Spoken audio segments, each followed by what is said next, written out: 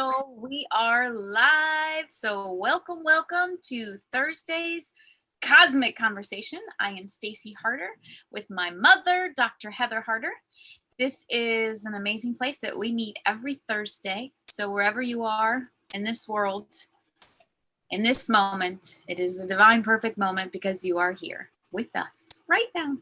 So this is something we have done for many, many years, and coming to the social media and bringing it to you live on Zoom is newer. So with this, I hope that my intention is that no matter what, you never feel alone, that we're in this together, and it's a beautiful place to come together, to have intentions, to be able to do a beautiful guided meditation journey of spreading love together, as well as asking all your wanting to know questions, because you met the right person when you met my mom, because she has been going strong for this for many years and in all ways, in all shapes, in all forms. So with that being said, I love you. And here's my mother. Oh, thank you, Stacy Elizabeth. I'm going to let you go ahead and be the one that's letting people in. And welcome. This is a very auspicious day. I don't do astrology. I do energy. So I can talk about the energetic level, but there are many astrologers in the world, and you all may be one, and you're welcome to add your input. But there's a lot of special things going on with the planets today, and the energy is quite unique. I'm finding that today is a day where it's almost like where we have waves and the ocean, brings the water into the shore and then pulls it out. And so today is almost like a day where all the energy is sucked out into the universe in this cosmic flow and is being used in other places for other things. And so we bless it. But for me personally, it's a very low energy day. It's the day of releasing, of letting go. And that happens at lots and lots and lots of levels. If you want to know if you are holding on to a lot of crap in your life, look around your house. Your outer world is a reflection of your inner world. And if you have a whole lot of tchotchkes and a whole lot of stuff in your world, then you have that same kind of emotional clutter inside. And this is a wonderful time to release that and let it go, because it doesn't serve you. As we become an emotional minimalist, we let go of all those stuff that hold us down, that tie us up, that drain our energy. It's sort of like if you hold on to a lot of unresolved emotional stuff, it's like almost trying to keep lots of corks underwater. As soon as you stop giving it your attention, it'll pop up again. And it's saying, tend to me and let me go. And so this is the energy that makes you aware of any thing that you're working to keep down, because it's going to be popping up in your face. And so better just to stop and look at it and allow it and feel it and recognize that you've grown beyond it and you don't need that anymore. And so let it go. I am a person that has way too much stuff. I moved from a bigger house into a smaller house thinking, oh, I don't need all that space now. And it was the stupidest thing I ever did, because now I've got stuff from a big house in a much smaller house and having to get rid of things. And so I measure my success with how many trips to Goodwill I make a week. So it's, I've constantly got boxes upstairs and downstairs that are my Goodwill or charity contribution, where I'm putting things all the time, whether it's clothes or stuff or, not so many books. I'm not so good at getting rid of books yet, but nonetheless, releasing. So create your own system. Recognize that every time you release something, you're from the physical world, you're also releasing from the emotional world. And when you release from the emotional world consciously, you're also going to equally get rid of things in the physical. And so your seen world is a reflection of your unseen world. And so this is a time to really become aware of it. And the energy that we're going through now is very conducive. In the Egyptian mythology, Osiris is the god, not only of the underworld, but also of the releasing. So you can ask Osiris for help as well. And with that, we are doing a workshop on Saturday in case you want to be a part of it. That, not Saturday, Tuesday. Is it Tuesday? Tuesday. That is all about releasing and letting go and moving into trust, which a lot of people are having difficulty moving into trust when you've been battered around in the physical world, and all of the light workers have. It's sometimes hard to be vulnerable, sometimes hard to be just open and allow. And so the workshop on Tuesday is all designed to help you release, let go, surrender, and be at peace and trust in the process so that you move forward without the baggage, without the encumbrances that no longer serve you. So if you want to join us for that, 6 p.m. Central Time, and you can email me or Stacy for more information. The first thing that we do in our little junket together is always ask to know truth. And boy, is this not the time where we're getting lots and lots and lots of false stories coming from every direction. Spiritually, politically, physically, mentally, we're just getting bombarded with a lot of what they're calling false narratives. And I think that's a much better way than saying they're lying like crazy. So the false narratives are surrounding us, and it's really important that we're always mindful of calling in truth.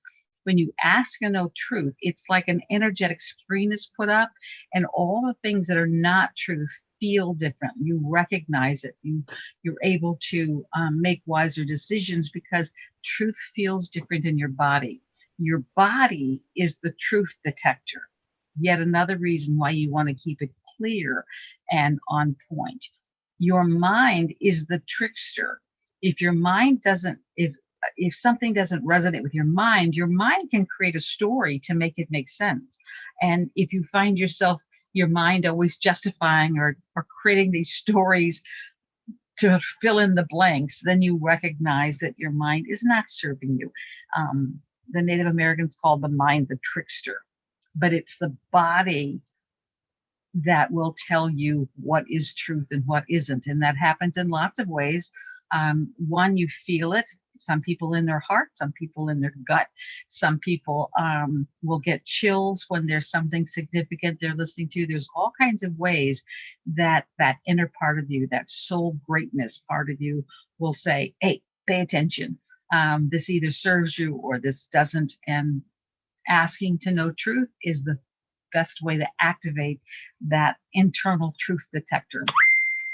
The other thing that we ask for always is protection and guidance. These are what I would call the end times, what the Bible referred to as the end times. Not that this is going to be the end of life on this planet. It is not what end times mean, but it is the end of time. And as it was interpreted, it was misinterpreted to sound like it's the end of time. It is the end of time, but time as an individuation of a falsehood. We don't have time in a spiritual realm and consciousness. There's no time. But when we move into the physical realm, there were a group of men who said, we have to be able to tell time. And so they literally sat around a table and devised this plan to chunk up the planet, chunk up the hours of the day, chunk up life into these measurable units that we call time. As we are moving into our full consciousness, our full power, we're able to manipulate time. So the time as we knew it before, say 5-10 years ago, is ceasing to exist. That is the end of time, not the end of existence. But as the Bible says, in the end times, there'll be many false prophets, and even God's most elite will be fooled. Well, guess what, folks? We are God's most elite. We are the light workers who have chosen to come to this planet to battle against the forces of evil. And evil is not a judgment, it's a statement of fact. That which goes against the natural order of things, goes against the natural process of life is the word live spelt backwards, EVIL, which is evil. So when we say something is evil, it is not a judgment, it's a statement of fact. It's going against the natural order of things, it's going against the flow of life. And so we are here to extinguish evil, to set the record straight, to help everyone join in the harmonious flow of life. We are here as God's most elite. Now, I don't know about you, but sometimes I think, well, if I'm the best God has, poor God, because I'm still learning how to maximize my talents, as I'm sure many other people on the planet are. And I've been doing this a lot longer than most. I literally began my spiritual journey in the late 80s. And by early 90s, I was writing books and moving on with my life's work. And I still feel that I'm just playing on the edges of consciousness and knowledge. And with each book, I'm learning more than I knew before. But protection and guidance are also things that we call in at this beginning part. Protection, because just as that, which is what we would label evil, that which goes against the flow of life, does not be evil. They like their game they're playing. So distracting, creating havoc in our life at lots of levels is part of the game. So when we ask for divine protection, we keep ourselves from having some of those speed bumps. My mother was in Britain, and in Britain they call those humps in the concrete that we call, slow down barrier things. They call them sleeping policemen. I like that. So by asking for protection, we eliminate many of those sleeping policemen in our lives, so we don't have to get distracted. We don't have to slow down. We can keep doing what we came to do. And then always a divine guidance, because there's so many different choices that we're making. And so when we ask for guidance, we get this guidance system, our divine GPS that takes us on the path that's best for us, which may not be the path that's best for the person we live with or a relative, but it's our divine path. And so right now, that's more important than ever. Just having the courage to follow your own heart is crucial. And if you can do nothing else but follow your own heart, you've got 90% of the battle won. Because you'll be given everything you need to know. You will be told everything you need to be told. But what happens is sometimes that human side of us goes, what if I'm making this up? What if this isn't real? And we begin to second guess and doubt ourselves. And that's when we get ourselves in trouble. So having the courage just to trust and take action is incredibly important. So right now, in your own way, because there's not a necessary perfect way of doing it, but it's the intention. But in your intention right now, ask for the infinite intelligence to provide you truth, protection, and guidance. And what we ask for, we get. Now, some people will do affirmations. That's cool. That's just a statement of fact as if it's already occurred. That works. We can command. This is the way it is. We can decree this is our truth. Because we're human, that works. So it doesn't matter how you do it. It's just important that you do it in your own way. I find that asking is a bit more polite, and I like just asking for guidance and protection. Because it always indicates it's my choice. So every day and every situation, I go back to my basic three: protection, guidance, and truth. So with that, I'm going to just take a break and welcome all of you both in studio. We'll call that our Zoom group. And those who are in the outer realms, which we are getting from our live broadcasts.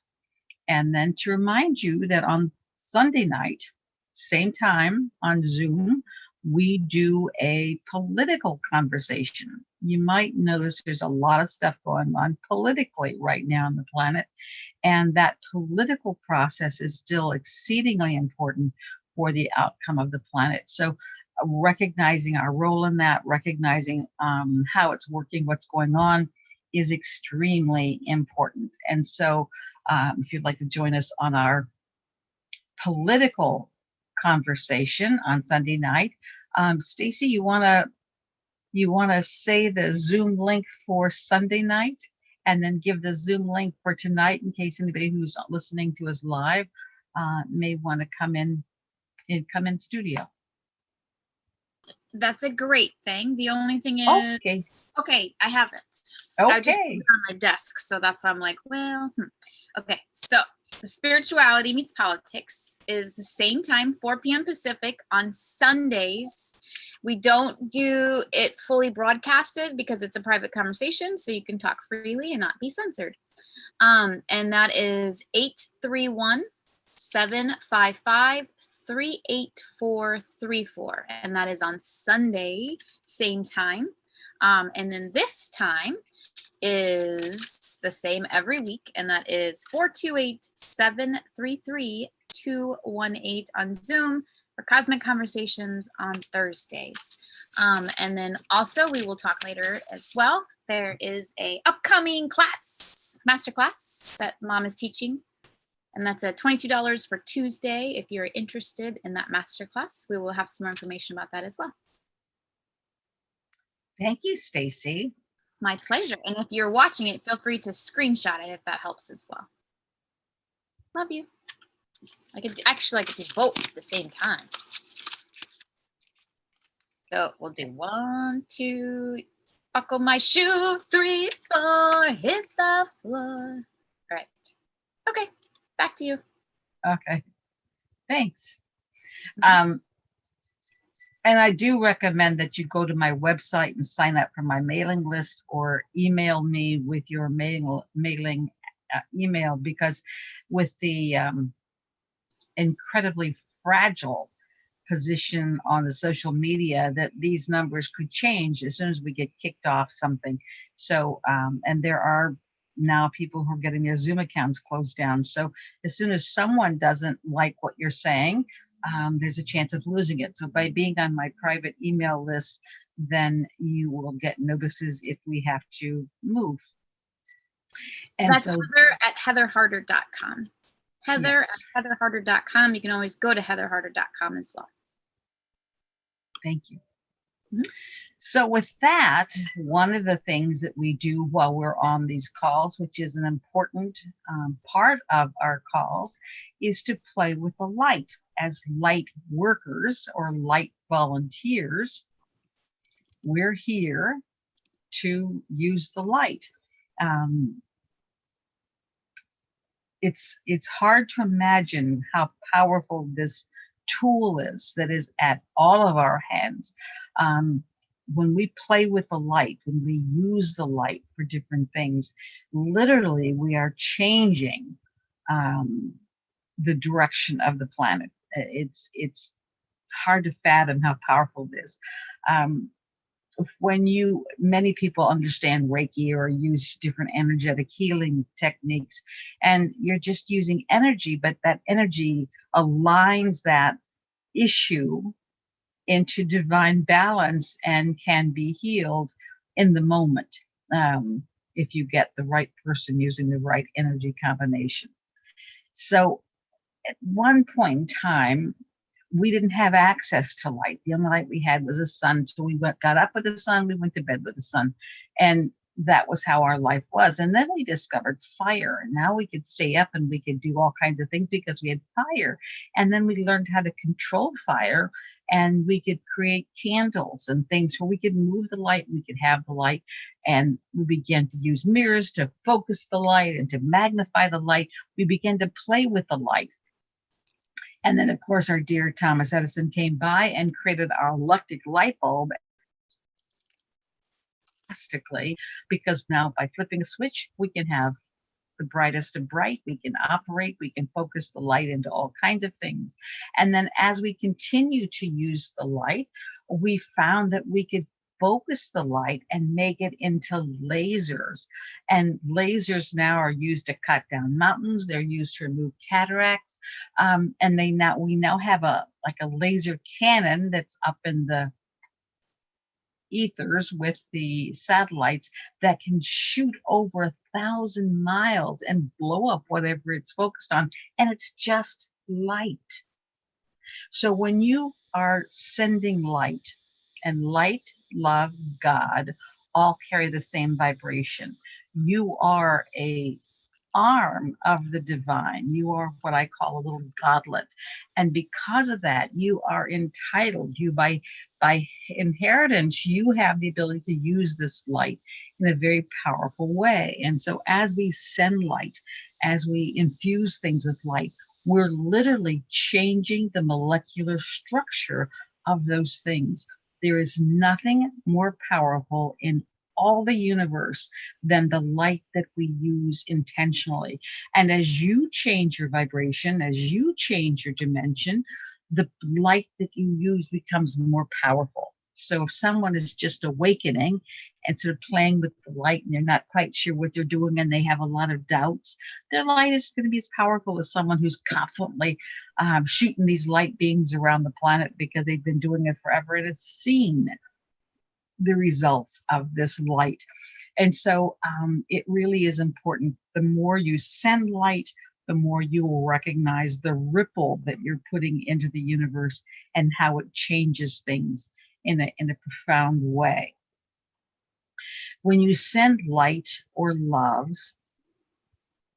or God's blessings or whatever it is, do it without intention. You don't do it to fix someone. You don't do it to heal someone. That if you do that, instead of unconditional love or unconditional light, you are now manipulating the light for your own purpose. And even though you may think I'm just being helpful, I'm going to send light and love to Aunt Bertha to fix her big toe. But unless Bertha has asked you to help her fix her big toe, you are now interfering with Bertha's process, her life choices, because her bumped big toe was also a product of her choices. So you want to honor everybody's choices, everybody's right to live their life their way. And unless they invite you to do something, you never wanted to try and manipulate or change their free will. So we're only sending unconditional light and love. And we do that through our intentions, and we do it openly and freely. And then, of course, we give the power to our divine helpers to use this light and love that we create in any way that serves this planet. We do not do it to fix the earth or to punish the bad guys or to whatever. Everything is made by the divine. Now, whether you call it God or Allah or infinite intelligence, whatever the term is, we're all from the same source. But not everybody lets their light shine to the same degree. And so when we have those who dim their light, who choose to go against the flow of light, my spirit friends call those the lesser lights. And we love them too. Our job is to love everyone and everything. That's when we are doing what we came to do, when we can literally be an agent of unconditional love. I close my eyes when I'm doing this only because it keeps out distractions and I can go into it more fully. The eyes are not sacred. You can do it with eyes open, eyes closed. You can do it while you're driving down the road. You can do it whenever you want it because it's just the intention. It's just setting your purpose of sending this light and love. When we go to center, the center is your design core. It is where you are most aligned with your spiritual sources.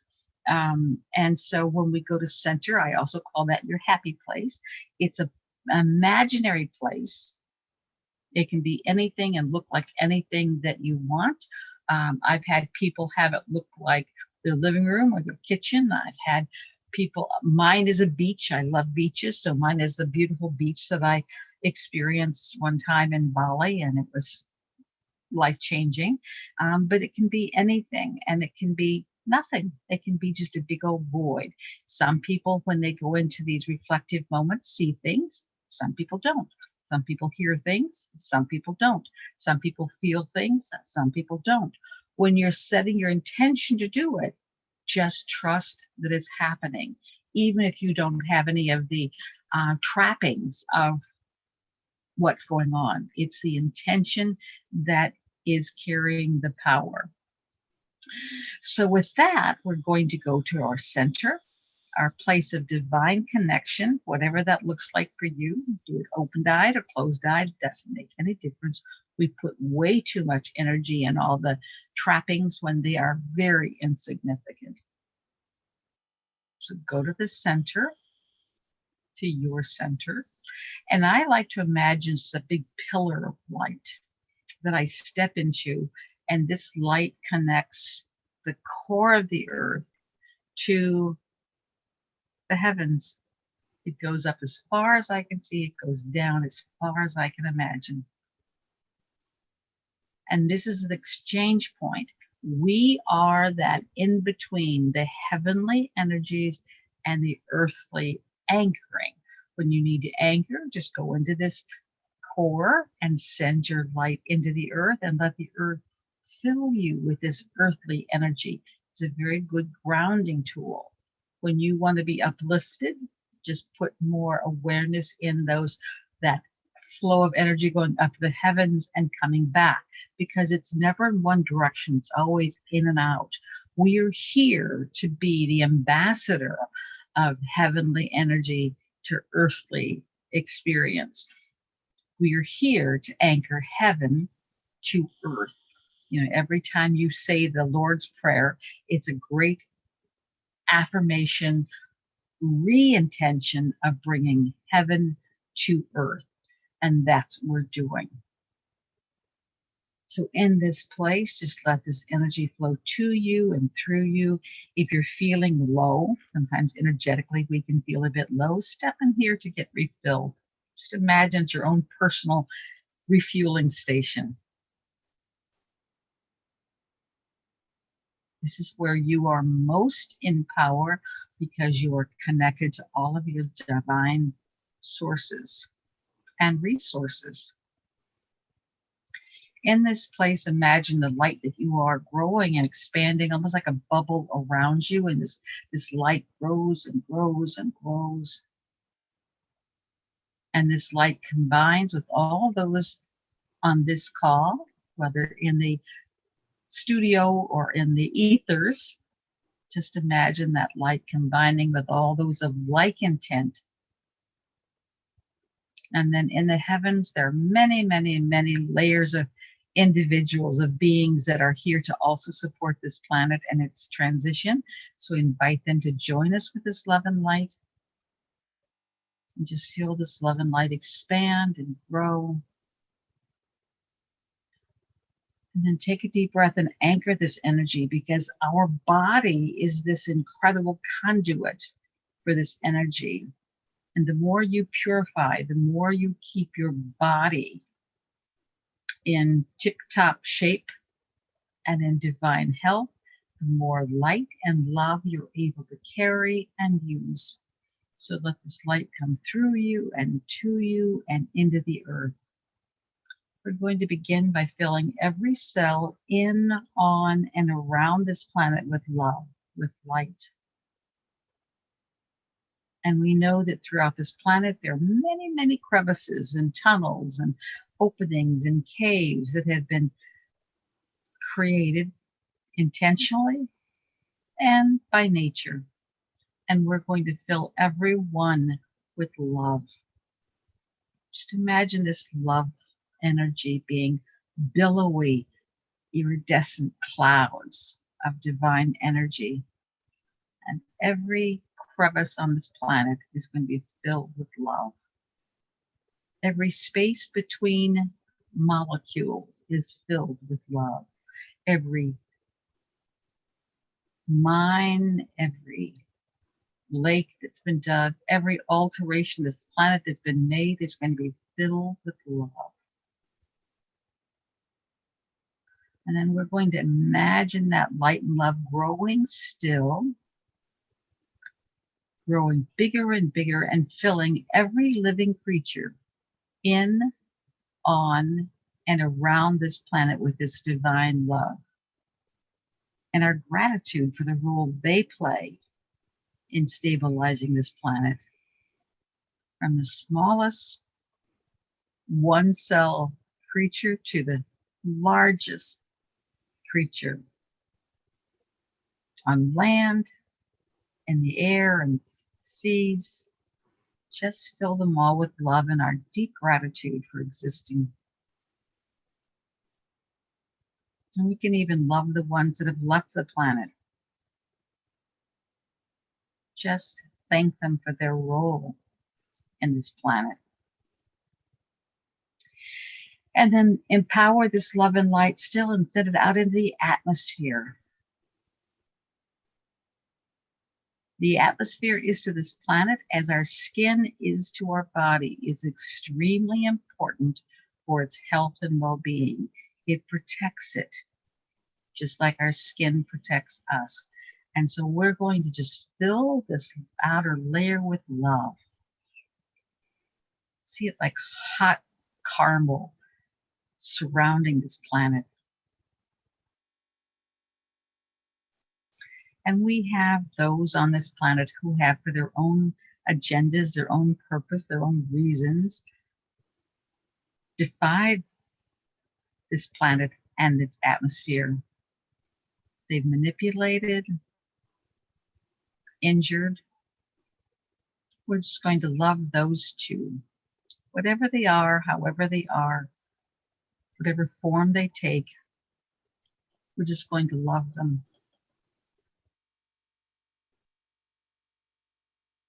We have now almost a superhighway of satellites buzzing overhead. All kinds of satellites put up by all kinds of people and beings. And of course, we have our cosmic cousins also up in the heavens. We're just going to fill everything and everyone with love and light. If they're in the skies around this planet, whether visible or invisible, we're just going to love them. And we're going to ask them to serve the divine plan and assist Mother Earth in her transition as per divine plan. We're going to send love and light to all the places on this planet where there is hate, where there's violence, where there's war, where there's conflict. Whether it's in a home, whether it's in a jungle or a hut, whether it's in a business or organization, wherever there is conflict, wherever there is opposition, we're just going to add love.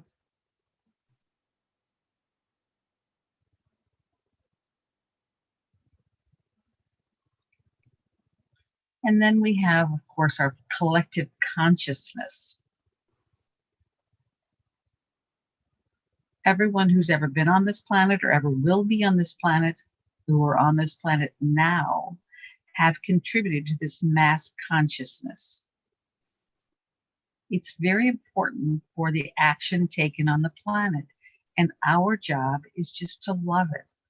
So right now, imagine pouring unconditional love into the mass consciousness of this planet.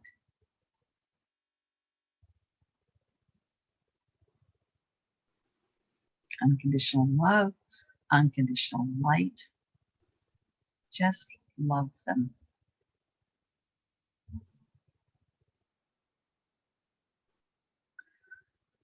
Imagine the weather patterns around this planet.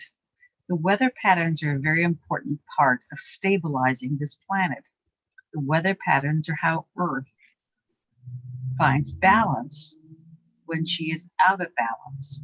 Just like we may get diarrhea, throw up, or get chills and fever when we are collectively fighting off some kind of bug. The earth does weather patterns. And so what we're going to do is just imagine loving every weather pattern around the planet.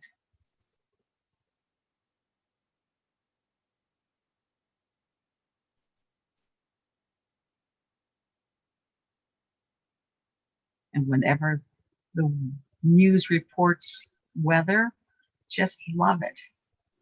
And just say to yourself, this is a day that God has made. Rejoice and be glad. No matter what happens and how it happens and who it happens to, that's your go-to phrase. Rejoice and be glad. This is a day that God has made. And then we have lots of organizations, businesses, big pharma, agri-farms. Things are becoming more and more detached from humanity and out into the business and world. And what we're going to do is love all of them and love those who lead and influence them. Anyone and anything that influences the outcome of this planetary transformation, we want to love. All of our social media influencers, we love. Regardless of their ideology or their perspective or their heart, our job is just to love them. And of course, we have a great political experience happening, history making happening on this planet, and we're going to love them as well. All those who are playing in the political game now, we're just going to love them. We're going to love our outgoing president and our incoming president and all of those who play in their administrations. All the decisions they make, we're just going to love them. It's our job. And then we have a lot of beings on this planet who are not humanity's representatives. We have a lot of alien influences on this planet, some that are helping the transformation, some that are doing their best to slow it down. We're just going to love them as well. We're going to love all those beings on the planet who have their own agenda. And we love all those who are here to help move God's plan forward. We love all the light workers on the planet who've given so much to be here to make a difference. And lastly, we're going to love the one that will become known as the Antichrist. I'm told never to call him the Antichrist because that actually empowers him, but to call him the one who will become known as the Antichrist. We love all those who are going upstream, going against the divine flow, what we would label evil. When Jesus was on this planet, he cast out those evil spirits. He recognized them and took action against them. Now we like to pretend they don't exist, so they're much safer now.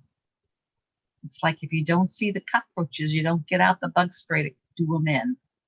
And so the evil spirits can live peacefully on the planet because no one acknowledges their presence.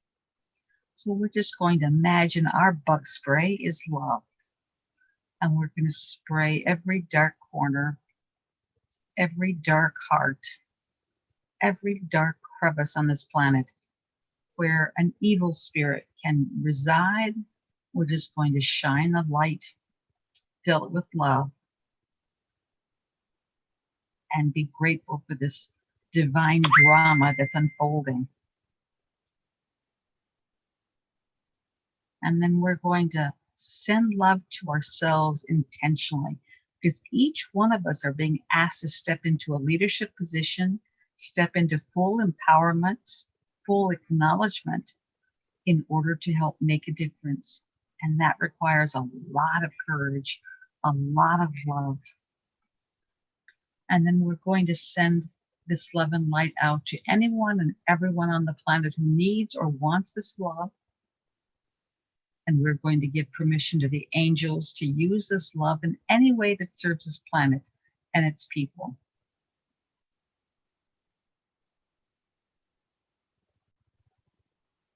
And then take a breath, and then imagine opening your heart and your soul for this love to return to you, because universal law says whatever you send out must come back.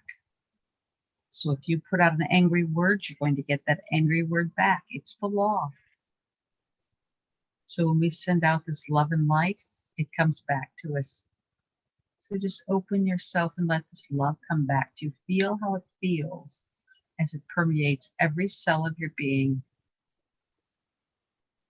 Feel how it feels as it shifts your consciousness. Feel how it feels as it helps you release that which doesn't serve you. Feel how it feels as it recalibrates, rebalances your body. How it feels when it restores your original divine plan within yourself, your original DNA. Just feel how it feels. And take a breath, feel the gratitude, feel the shifts, and then just set the process over again. And we're going to let the angels continue this flow for as long as it serves the planet and that you allow. And when you're ready, just come back to the here and now, bringing this awareness, and this feeling, and this love back with you. Feeling how it feels to be in this wonderful pillar of light. Light of light.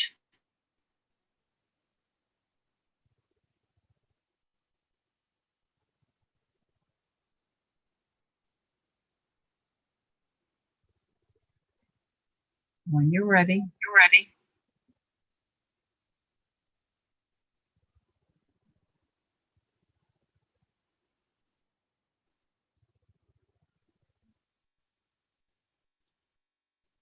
Stacy, are you hearing that huge echo?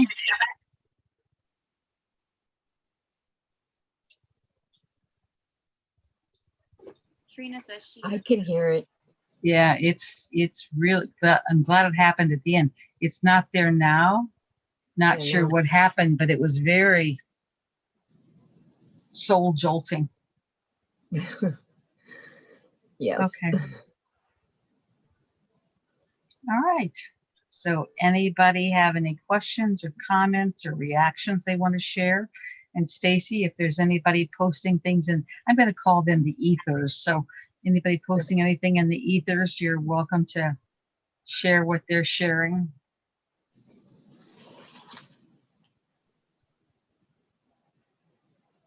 The best times are still to come. Trust. Yay. It really is. Amen.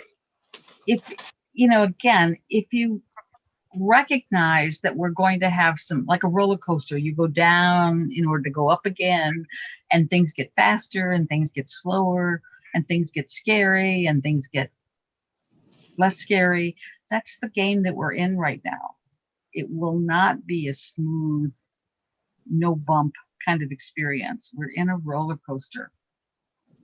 And one of the things I will share with you that I was told, and for those who didn't know, I was very involved with politics about 20 years ago, or actually 30 to 20 years ago, from 1990 to 2000. I was very involved with politics. And during that time, I was given all kinds of information spiritually about our political system and what was going on. I recognized that what I was given then was for now. It took me that long to process and understand what I was being given. because if I got it all now, I don't think I'd be able to process it because there's so much happening. But one of the things that I was told, and I will tell you, is that the only thing that the surveillance technology can't penetrate is trees.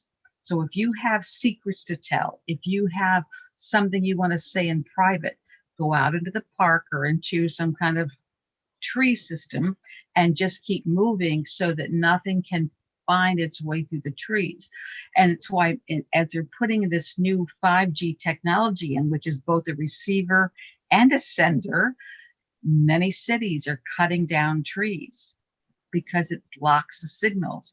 So recognize this is a wonderful time to plant trees, to add wooden paneling to your house that was once kind of not so attractive. This is the time to put up, because trees also, when you cut them, and you put the planks, they don't lose any of the properties of treeness.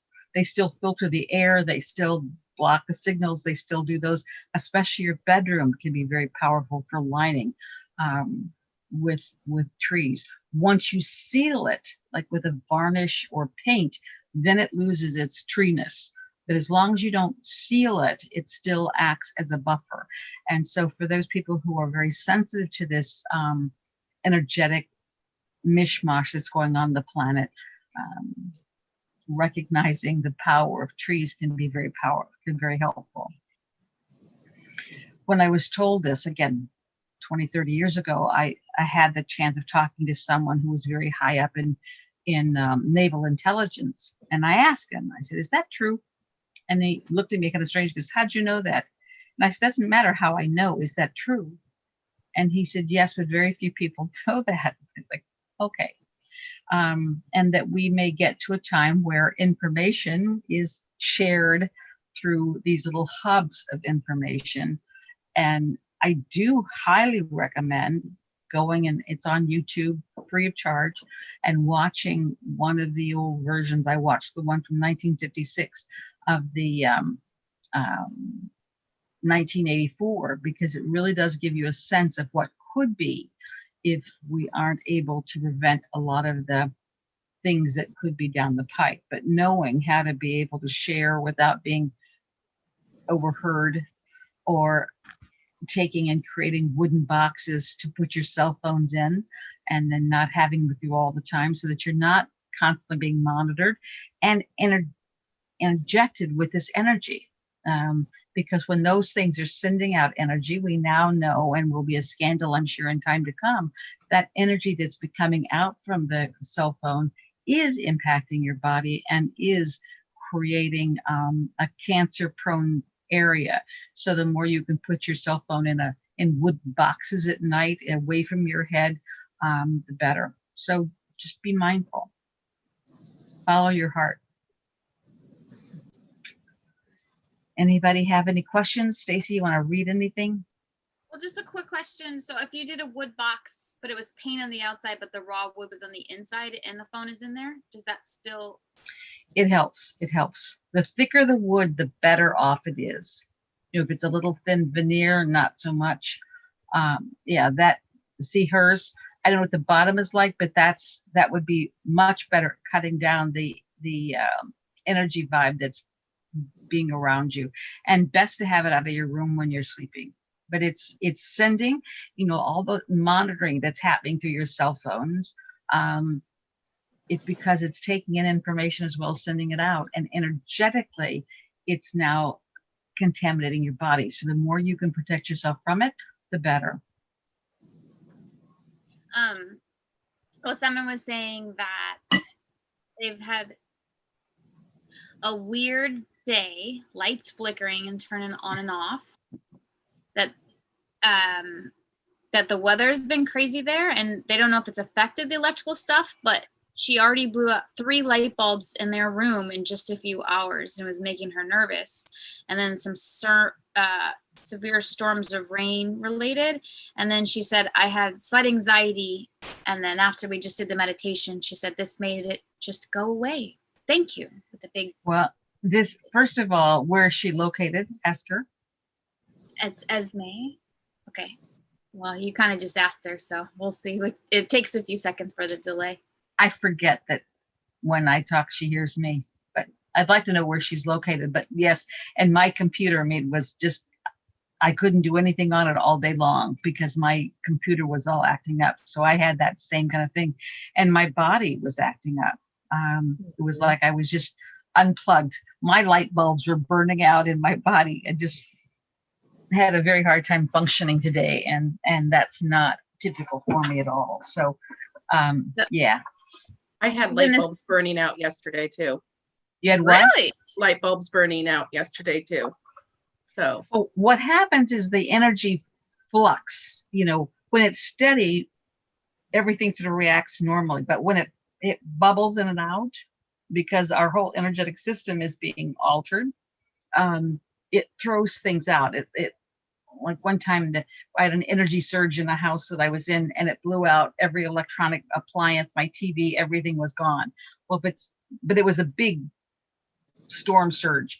When we have those little surges, it just plays havoc with light bulbs and things of lesser degree. But my computer, I called Stacy earlier and said, I may not be able to be on my computer. So be mindful. And both my computers were acting up as well. And I started feeling the energy shift 2 days ago where my anxiety was just like, whoa, it was a lot.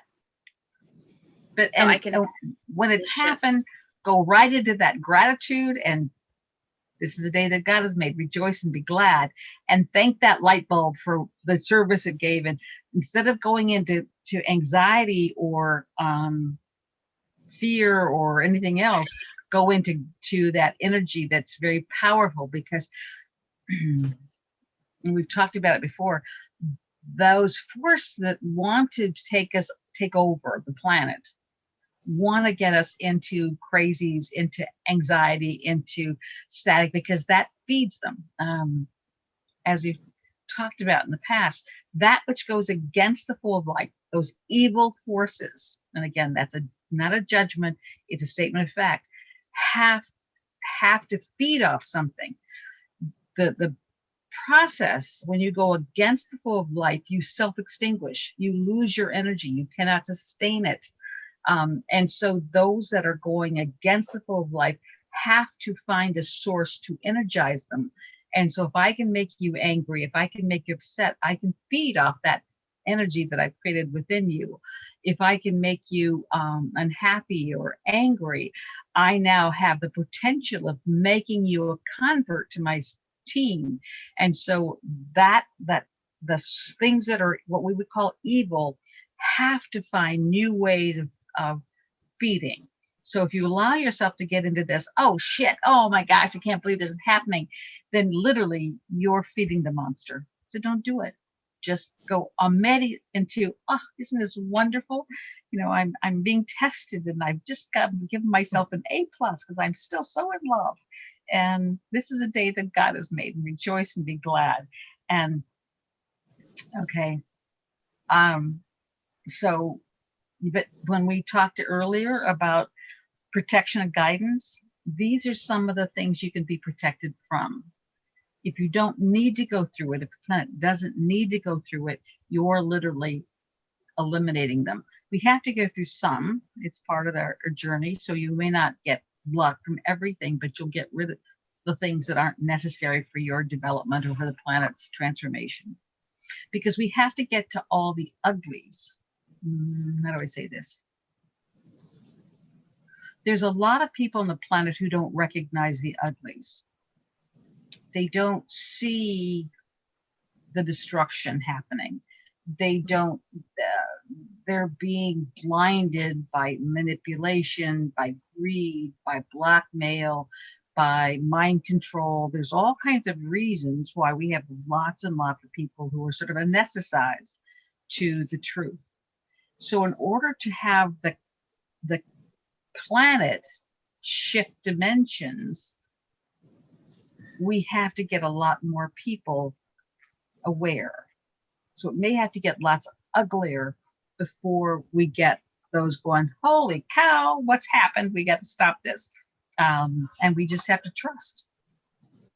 But this is a time to get as self-sufficient as possible, to, have a bit of extra food around or water around. So you're not into crisis if there's a disruption in the food supply, and so on and so forth. Yes, Stacy Elizabeth? So there's two questions, is how do we get protection and what must we do? And someone already answered who's on this all the time. Just ask. But Yay! That's my A student. If you were here, I put a star in your chart. And that's all you have to do. We are all powerful. All we have to do is ask and believe, and it's yours. But if you doubt it, if you don't trust it, if you don't think you're worthy of it, if you think you've got to be punished for it, then, oh well, just enjoy the ride. But if you can trust that you are all powerful, if you can trust that you are part of the divine plan. The Marines say, they have a saying that you are, I don't know what military thing it is, but you never leave one of your own behind, and someone's always got your back, and those kinds of things. Well, you think, the divine team is not even more determined to take care of all of us, but we have to allow it. I just want to make a quick announcement because I think Michael is trying to get on because I got an email alert from a different Zoom. So just so you know, Michael, this Zoom is different than the one you joined us on before. So if you take a screenshot of that or write it down, but it's 428-733-218. And this is the Thursday Zooms. I can't go into that Zoom because I'm already in a meeting, but I just wanted to let that person know. We have a Sunday number for politics and a Thursday number for spirituality or consciousness. So, but we use the same numbers every week as long as we can. But if you get on my email or send me your if you go to my website and get on my email list or send me your email here, then if anything ever shifts, because we can't control all the circumstances, then you will be notified. And for that person too, if because you're new to us, Mom has a class this upcoming Tuesday for $22 for a 2-hour masterclass. And go ahead, you want to talk about it? It's a perfect opportunity, I think. Well, just because the energy right now is very conducive to releasing. And so we're going to be releasing and clearing and protecting at lots of different levels. And then moving into surrender, because the best way of handling this is just to surrender and trust. But for people who've been wounded in this lifetime, asking them to trust is probably one of the most difficult things they can do. Every time you've been disappointed, then you put up another layer of, I got to take care of it. If you have control issues, if you have, women tend to do manipulation, men tend to be more overtly controlling, but those are both symptomatic of someone who doesn't trust, who feel like they've got to take care of everything or it's going to fall apart. And so the whole process will be on Tuesday is to help you recognize, move through, release, and move into a calmer place in your life. Anxiety can take many forms, and recognizing them and releasing them is very important. And you hear me, see me, that's my pretend pom-poms cheering. Yay, I love questions. And so feel free to, I'm going to get real pom-pom sometime, but I haven't found the perfect ones yet. Yay. Anybody else have any questions or any thoughts or anything? No. Because it isn't about just me talking. I think I've earned the right to talk after 30 years of going through lots of experiences. But lots of people are learning lots of different things. And so please feel free to share. And I'm going to do something a little different later on, but we're not quite there yet. Oh, there's Michael. So. I have a question. So I was talking to Stacy earlier. So what happens when all these newly light workers that don't know about protection and grounding and everything, you know how you open up portals or whatever when you're doing stuff, what happens when they don't close them properly? What do you do to tell them? The words that came up do not sound spiritual. So but again, I don't filter what I'm given. If we start filtering what we get, then we literally change the message. I'm going to give it just like I got it, is they get really fucked up. It's like the people who played with Ouija boards. A Ouija board is a very powerful portal to the other side. But it's been marketed and sold as a toy. And therefore people often use it like a toy. And then they invite in these non-supportive energy sources and all kinds of different things. And then they go through hell to try and deal with them, and they don't understand it. So if you're doing things that you don't understand, then have the wisdom to immediately ask for help, divine help. I don't know what's going on, but please take care of this. Show me what I need to know. Help me immediately. That we have so much resources. So if you're getting batted around really good, and you will, and I've worked, done clearings on people who've had all kinds of energies that they brought in. Every thought can be an invitation. Every action can be an invitation. And some people carry them forth through many, many lifetimes. If you have any addiction, that's also an invitation for anyone else who has had the addiction, who's died, to come back and work their addiction through you. So if you're drinking and have a drinking need, you're going to attract in other alcoholics who passed over. But when you have an addiction, you don't move on. You stay bound to the earth and partake of that addiction through whatever source you can find. And it's one of the reasons why the 12-step program is one of the few programs that's so powerful, because one of the steps is, this is bigger than me, help me. And then those outside forces that are making your addiction worse can be removed for you. But for whatever the situation, go immediately. If something doesn't feel right, if something feels like it's over your head, if something is not clear to you, go to someone who knows what they're doing, either in physical or spiritual. I mean, this is a free group that meets every Thursday, and certainly we can help you. I also do private sessions, half-hour and 60-minute sessions, and can help you with those kinds of issues. But don't let your problems linger. It's like, if you feel a bump in your breast, get it taken care of. Your spiritual bumps can be even more devastating to your life. But great question. Thank you. Thank you. I just wanted it out there because my cousin came to me. She goes, "Oh my gosh, look at all these orbs around me," in a video and stuff. And she goes, "But I just did a reading today." And I go, "And did you close that reading?" "Well, I don't." I go, she's taken a medium class and she's paid $600 for this class. And she goes, "Well, I go, "Did they teach you to close these?" I go, "And if they didn't, that's very irresponsible of them." And she got angry with me because I said it like that. But I'm going, you can't be messing with portals. You have to close them afterwards, or you can let other things in. So I'm hoping I got through to her, but I haven't heard from her since. So, well, it's not your issue. So, it's like you drop the seed, you do what you can do, and then let it go. The fact that you're still bothered by it says that there's something in there for you as well.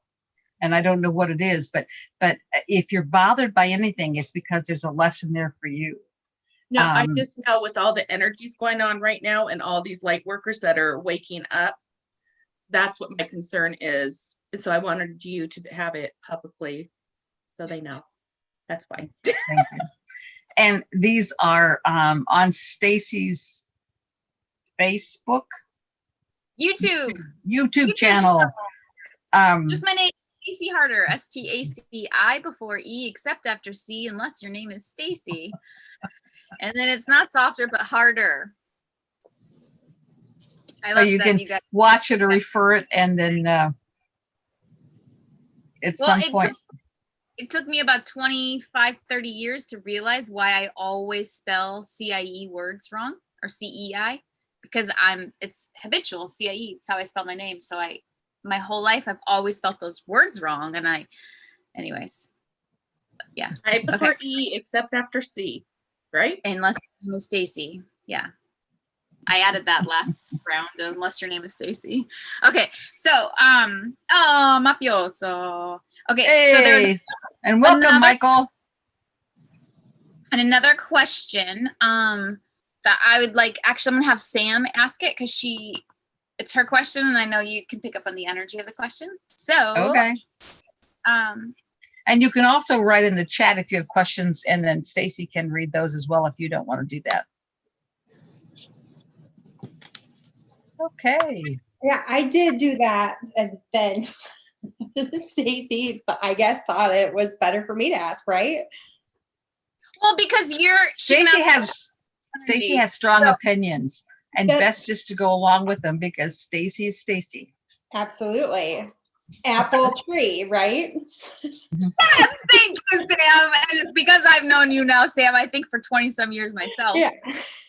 The apple There tree, I is like Seriously? Thing. I love it. So I've known you junior high. yeah. Yeah. Yeah. So Stacy and my sister graduated together, and they were friends in junior high and high school, so that's how we got to meet. Yeah, and I Fun. think you're 1 year above Jessica, or are you the same year as Jessica? I think you're 1 year under my 1 sister. year. Yes. 2 years. So, yeah, Yeah, 1 year. 1 year. There you go.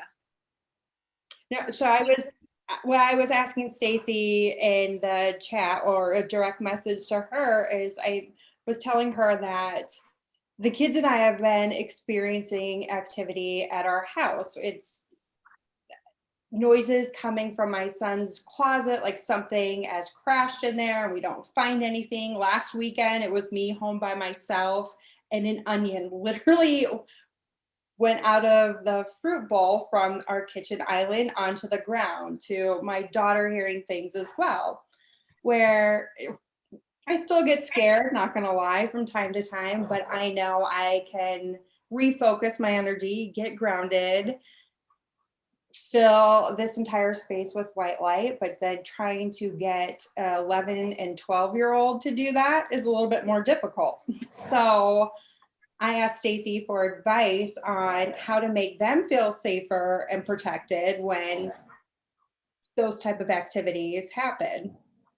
Well, this is a good lesson for them as well, because obviously, if they're coming in and doing these things now, they're inviting in these spirits, and they can be positive or negative energies. So I'm going to start by telling a story from my family, since you're from Crown Point.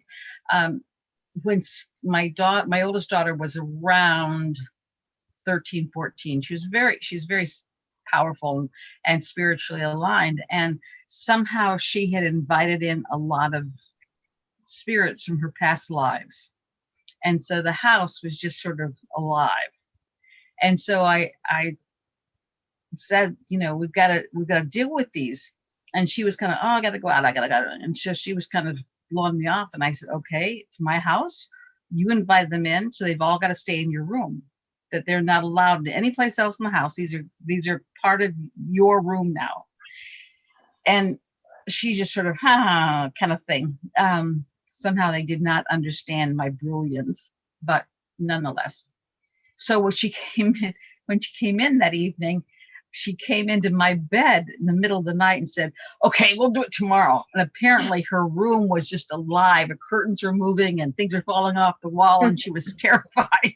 So, but for 3 days we did a ceremony, and each situation you may be guided to do something different. So obviously that's what I was guided to do, where we literally for 3 days in a row, we said an affirmation for them to go back to where they belong, that this was our house. We didn't want them there. Go back to where they belong. This was an old house on Main Street, and I had these turn of the century trees and stuff. And all of a sudden these trees are falling over dead. I mean, Oh, wow. it was like, holy cow. And what I was told is that because we had so much spiritual energy going on, that the divas were being trampled by observers. And so when the divas left, our trees died. And it's like, what are divas? What, why did they leave? What's going on?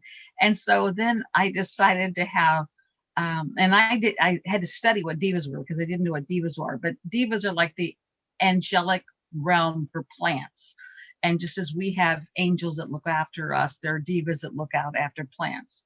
And there were so many beings there watching our family sort of evolve that the divas left.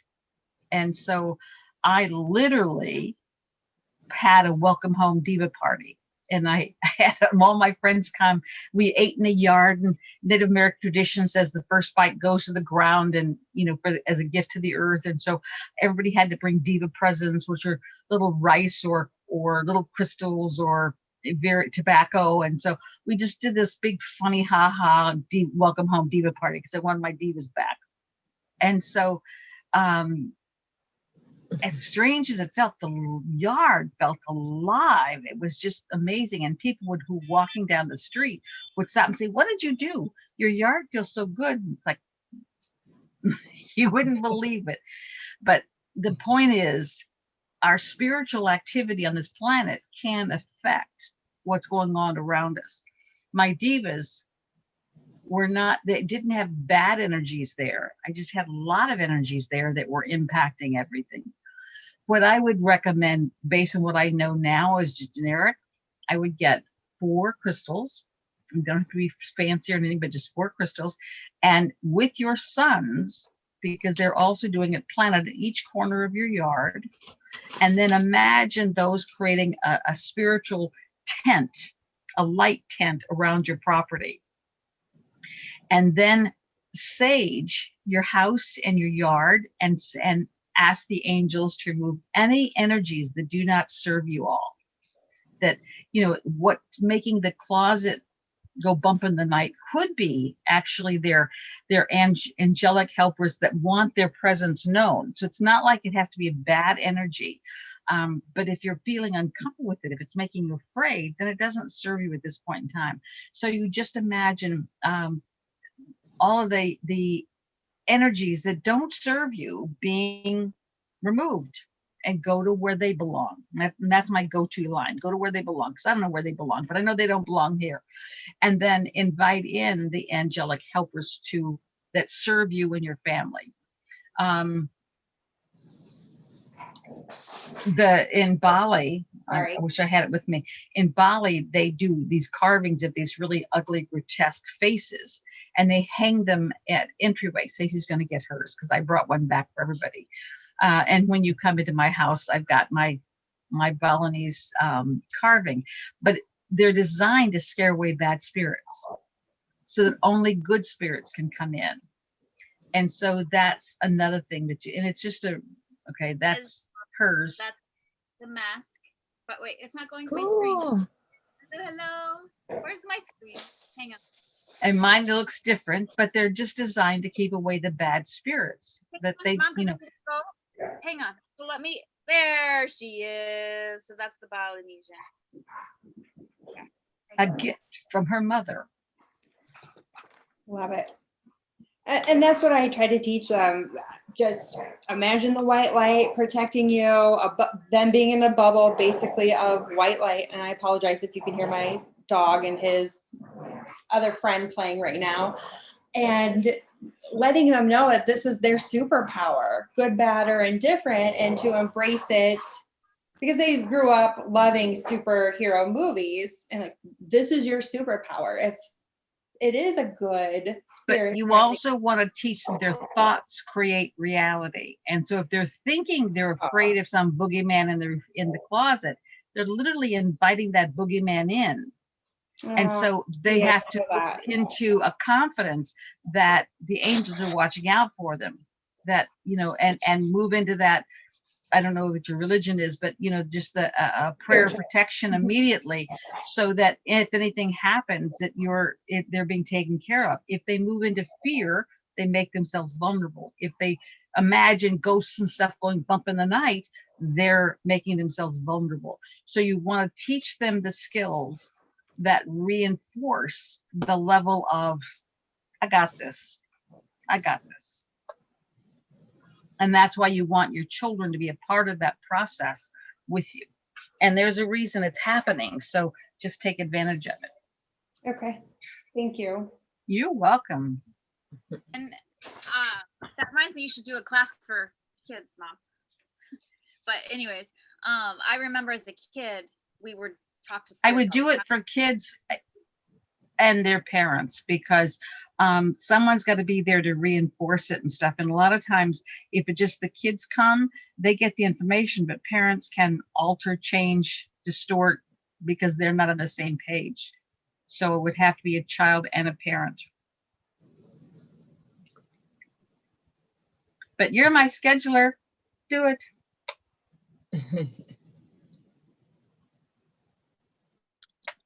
Any other questions? That's a schedule. We're also going to do an alien implant removal class.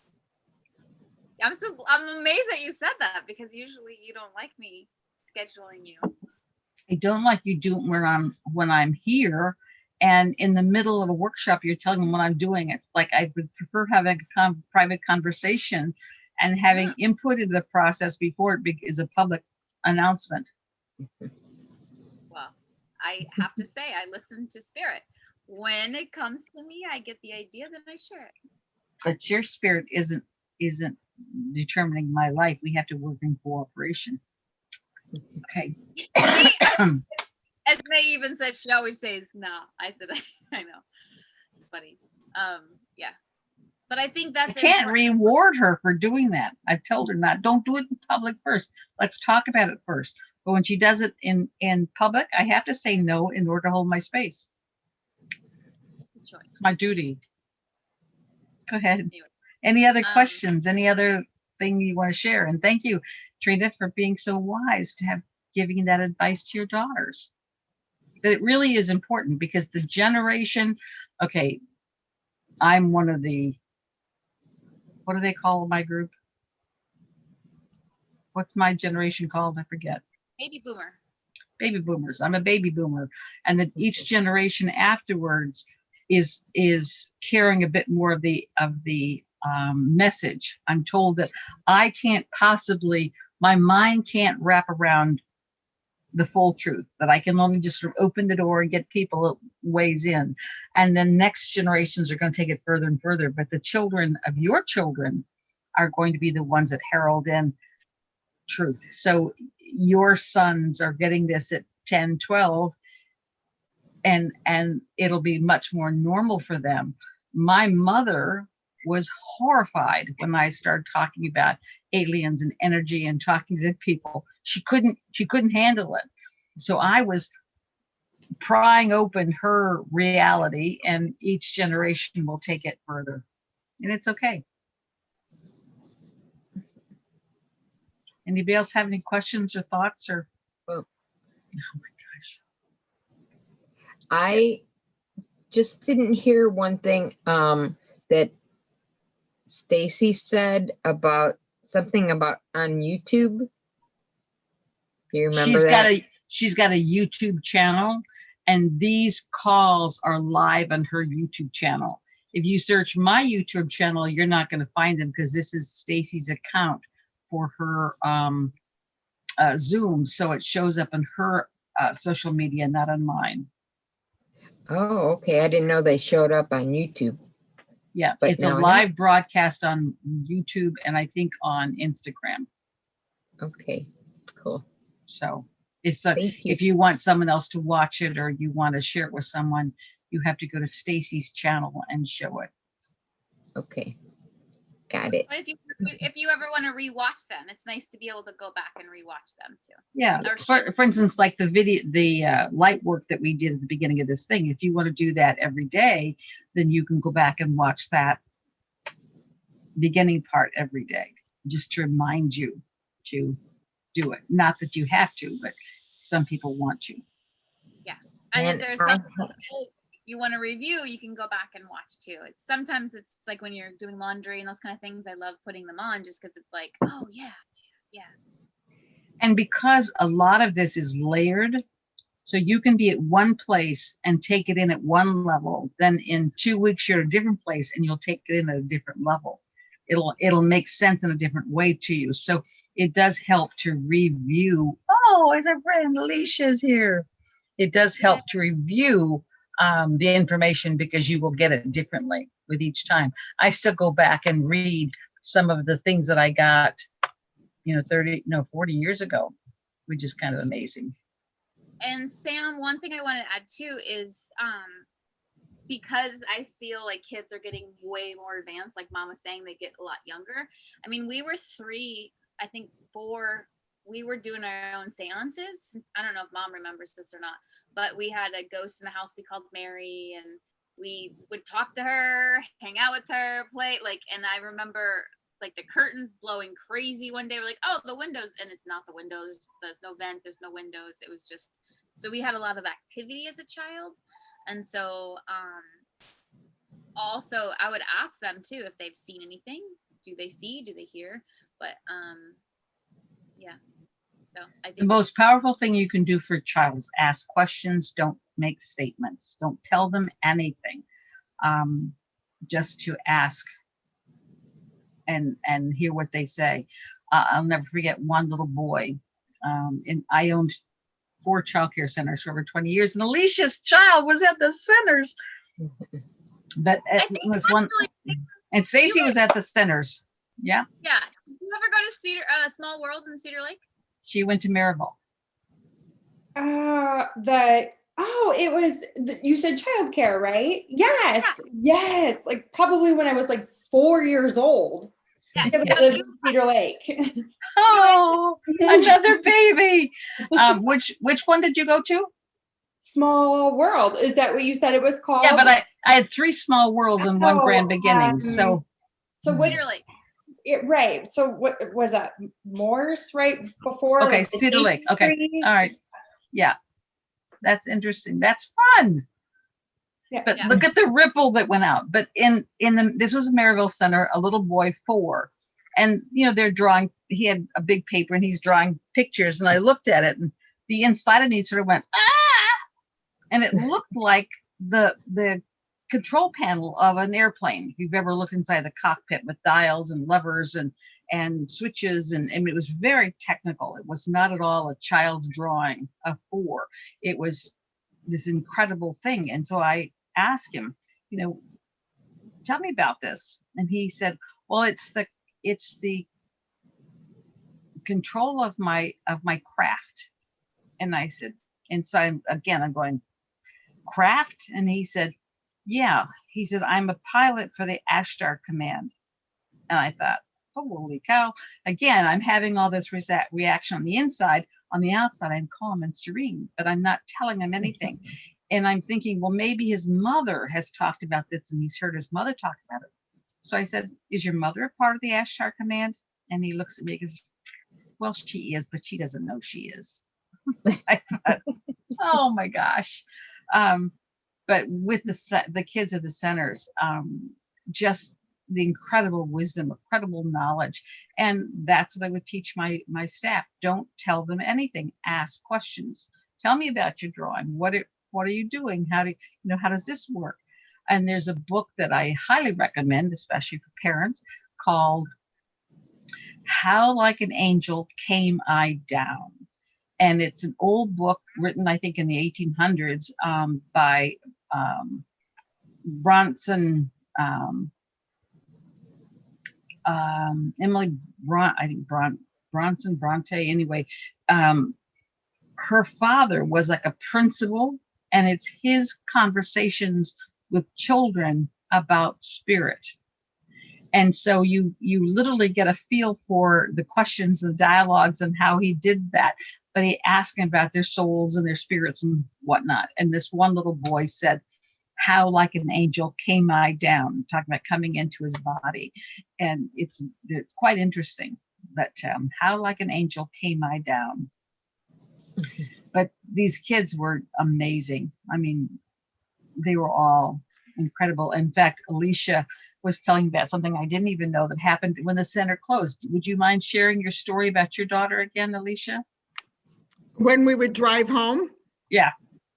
Yeah, we would drive home because one of the reasons I put my daughter in there is because Heather was raising them not to be clones. They could each be their own individual personality prior to getting into cloning school. And we would drive home. When we would drive home every day, we would get to a certain place in the road, and she would tell me, or she would ask me, do you see whatever it was over off to the side of the road that she wanted me to see? If I said yes, she would tell me everything that was going to happen that evening. And if I told her no, she wouldn't talk to me at all the rest of the way home. So, and I was going to say too, there's a movie out now on Disney Plus for kids, and it's called Souls. And it tells, it tells what happens when basically this guy got hit by a car and his soul went where souls go, and it ended up coming back into his body. But kids love that movie, and my grandson has all kinds of questions about it now. Edgar Casey has a movie about reincarnation too, and it's called Many Happy Returns, but it's maybe a 10-15 cartoon on how reincarnation works and how you come back into a new body, and it's quite profound. And there's also a children's book called Mountains in Tibet. Now my oldest one had a book published on death, period. While we were at my grandmother's funeral, her great grandmother, she didn't know it was going to be a children's book or that it was going to be published, but she basically kept a diary of everything that happened all the way down to the grandfather clock chiming. And it was published for kids and counselors used it to help kids deal with death. Wow. Take a picture and send to me. I don't even know if I could find it. Well, if you find look. If it's meant to be, you'll find it. If not, that's okay too. Yeah, I'll look and see. I got to start thinking. I knew where everything was in my old house. And then when I moved, now I don't know where anything is. And I moved in 2006, so I'm still figuring it out. I understand that. Think she better come on Tuesday. Yeah. And recognize that, we're talking about some kids, but from my experience, all of them were absolutely amazing. And that's what I was told spiritually. I was just holding a space for these kids to develop without being confined with traditional ideology. So I love that you were saying that. Anyway, but kids are amazing. I did it for 20 years and I still miss that. There are times I think, well, I'll go open one now, and then think, no, don't go there, Heather. But powerful experience. Anybody else? In my understanding, you started that because you were looking at daycare options for Carrie and I when you were going back into teaching full time, and you just didn't like any of them because none of them were learning centers. And so you wanted to create your own. I didn't not just like them, I hated them. They were horrible places for kids. So I instantly wrote and got the rules for opening a childcare center in Indiana and started reading them and sort of memorizing them and looking for property and buildings and stuff. But yeah, you were motivation. My mother babysat for my oldest daughter, but when I had two, she said, I'm not watching two, there's too much work. So when Stacy was born, my mother would not be my babysitter. So then I had to look for alternative resources. And I was not happy with what I found at all. So. And grandma ended up teaching at the daycare center, and everybody would call her grandma, and I'd be like, no, that's not your grandma, that's my grandma. And I would be like so like thrown off because it's like, no, that's my grandma. How are they saying grandma? But now I can share my grandma with love, even though. And they call her grandma because you called her grandma. That was, you were the one teaching them how to do that. But anyway, anything else? I mean, look at that. We've been here an hour and 40 minutes already. It is absolutely amazing how quick time goes by. Well, yesterday I was home. Wait, yesterday was Wednesday? Yes. And I kept, wasn't so much energy, but I kept, feeling like I was going like down, and I was like, oh no, I'm not going there. I am happy and I am never feeding anybody again because I am never going that low so they can feed off of me.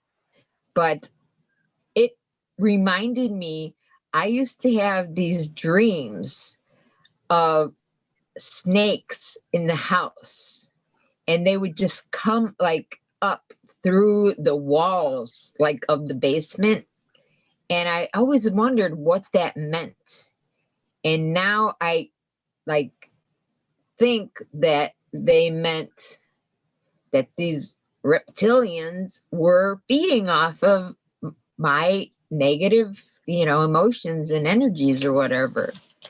But it, that happened a long time ago. And, I was just like, I wondered if those dreams were telling me that was going on. I don't know. I just, think wild things all the time. Well, again, the best thing to do is ask yourself questions when you wake up after having a dream that's sort of unusual. Ask yourself, what is this telling me? What does this mean? And if you ask yourself the questions and then start writing out, I find, and I'm a writer-outer kind of person, that you don't have to write it out, but what is this telling me? What does this mean? And literally do some reflection on it. You'll tell yourself what it means. And that's very important. On this, again, having a language to share these experiences is sometimes challenging for me, so bear with me. But if we think about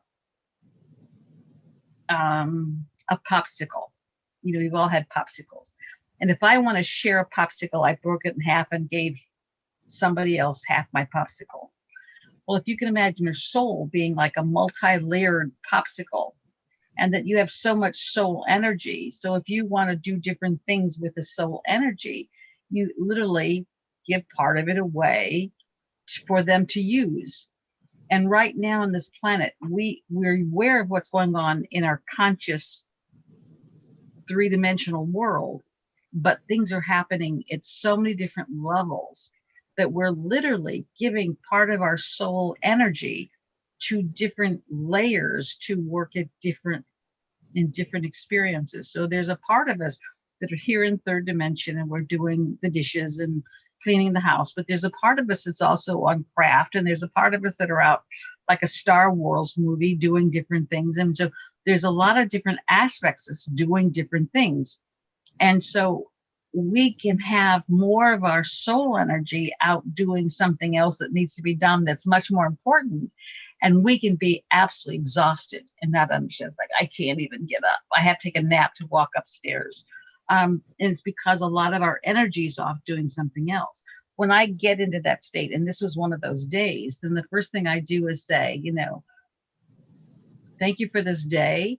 I'm not sure what's going on. If this is necessary for the good of the planet, then I'm good with that. If we can take and just bubble me and give me enough energy to animate this body, I appreciate it. And so I literally ask for what I want. And so I get enough energy then to function, because there are sometimes that it's like just functioning is way beyond my ability at that moment in time. but don't necessarily go to beating yourself up because you're lazy um, or you're unmotivated or whatever. It's a much more complex world that we operate in. And as light workers, we operate at many, many different levels. And we have to trust that. I mean, I don't do that all the time, but, and you know, we also know that lack of energy can be symptomatic of a physical ailment. So it could be my body telling me something, but take the time to investigate rather than just to condemn or judge or persecute. And we will persecute ourselves. I should be more this, or I should be more that. But I think right now there's lots of things going on the planet that we're not aware of, and it's causing all of us to be a bit more zapped. Yeah, Last week today I had was several days where I couldn't get out of bed. I was just like, I just have to surrender to it and listen. But you can, again, bubble yourself and ask that you have enough energy to animate your body. I mean, staying in bed all the time isn't necessarily good for you. So there is balance, and you can get enough of your energy back to animate your body in a pleasant way. Josie, you said something, and yeah. Today I had to. Yesterday, you know, I didn't have to go anywhere, but today I had to go to a few places with my mother, and I didn't sleep real well. And anyway, I got up, and I shouldn't have had that cup of coffee, but I did, and it just made my energy like a lot higher. And I just started asking for, just hold me up, get me through this day. And, you know, just I'm trusting that you're going to get me through it. But I was almost like in a panic attack, but I, you know, talked myself out of that. And it was weird because like my mom would talk and I'd be like, Mom, you can't even talk right now, because it was weird. It wasn't ringing in the ear, but first of all, you need to congratulate yourself, because that part of you that recognized that you were going out of balance was the part that was wise enough to say, okay, this is the steps I have to do to get myself back in balance. And so talking yourself off the ledge, or however you phrase it, recognize that's that God part of you that's rebalancing, restabilizing. And you know, when we were in elementary school, all the way through school, but elementary school, I remember the most, we had fire drills, and we had those fire drills. So if there was a fire, we knew exactly what to do and how long it would take us to do it. So we could vacate the whole school in 2 minutes or whatever the time was. And that's sort of what we do as light workers as well. You go through an experience and you see how long it takes you to get through it.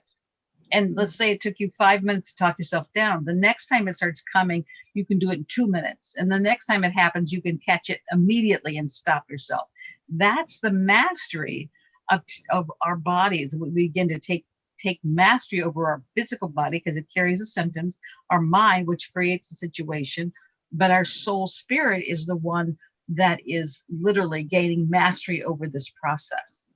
And so you'll have these experiences so that you have the experience of getting out of it. And it's like Houdini would put himself in a straitjacket. And when he got very good at getting out of the straitjacket, he would put chains around the straitjacket. And when he got very good at getting out the chains in the straitjacket, he put himself in a trunk with chains and straitjacket. And then when he got very good at doing that, he put himself in a tub of water with the trunk and the chains and the straitjacket, just for the fun of getting out of it. Mm-hmm. And so as light workers, we do the same thing. You know, how long is it going to take me to get out of this? Because we want to prepare. So when it comes up, we can instantly change it. And everything we're going through, we've practiced in many, many lifetimes. So we know exactly what to do to get through it. And if you're ever in an emergency, sometimes you'll go, and it's like this primal knowing, I take this step and this step and this step, and then it's done. I was at someone's house one time, and this husband was getting very, very angry. And he got so angry that he went into this grand mal seizure. And I said, oh, no problem. And I talked them all through how to deal with it and take the ambulance. And I'm sure it looked like I'd done this a million times and I'd never had the experience before, but I knew exactly what needed to be done and how it needed to be done and where it needed to be done and talk them through the experience. And you've all prepared for things like this. Yeah, it was tough, but I did it. So now just don't say it's tough, just natural. I can Yeah. do this. Wasn't so tough. It wasn't so tough. I made it. I got this. I got I got this. it. Yeah. So This is a by day the that- afternoon, I was Yeah. fine. Yeah. It was Good, great. Stacey. I'll just say that's one of the things that I've been finding too is I intentionally choose my highest timeline and then I get these stressful situations and I'm like, this is me growing. Remember, you signed up for this. You chose this. You wanted to experience to be able to expand. And it's like, oh yeah, okay, I could do this. And so I like have that self-love, like just face it, smile it, suck, like, yes, it's okay. It feels scary. It feels like ickiness in your stomach, but that's okay. You can still communicate with love. You can still do this. And it's like, okay, I can do this. I can do this. So I feel like my soul level just testing me like, oh, you really want to step up and be able to, you know, be in this. And that means you have to be in your power through everything. And so I know I'm finding myself on so many levels in so many ways, testing that, am I ready for that level? And if you're going to help other people, and light workers are here to help other people, they have to Yes. go through it themselves. So you may not need that anxiety experience for you, but you may help 3 other people with their anxiety experience because you've learned how to move through it. My oldest daughter plays with depression. And so when she was in the worst of it, when she was home, I would go through these experiences of depression. And it was like, oh, this is not fun. This is not mine. Where's this coming from? And it would take me a period of time to get out of it. And then the next time I would get it, it was like, okay. And I would pay attention to what I was using to get through the depression. And it would take me an hour, and then it would take me 5 minutes, and then I could stop it when it first started coming in. But I needed those experiences so I could talk to her about her experiences. But I couldn't relate to them had I not had those experiences. Now I knew they weren't my depression, but I agreed to experience it so I could assist her. And we do that as the more influence you'll have in those around you, the more you have to walk through all the shit that everybody else walks through. Yay. I need my palms. Yay.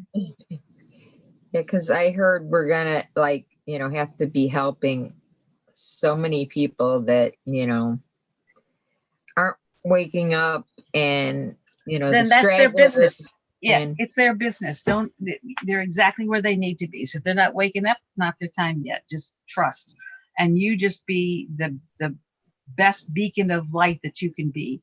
And just like in the morning when the sun comes up and the windows shed the light, you go, oh, it's time to get up. So the more you just shine, the more you awaken those. But if you're trying to shake them, they're just going to be pissed off. It's not your job. We just have to honor their path.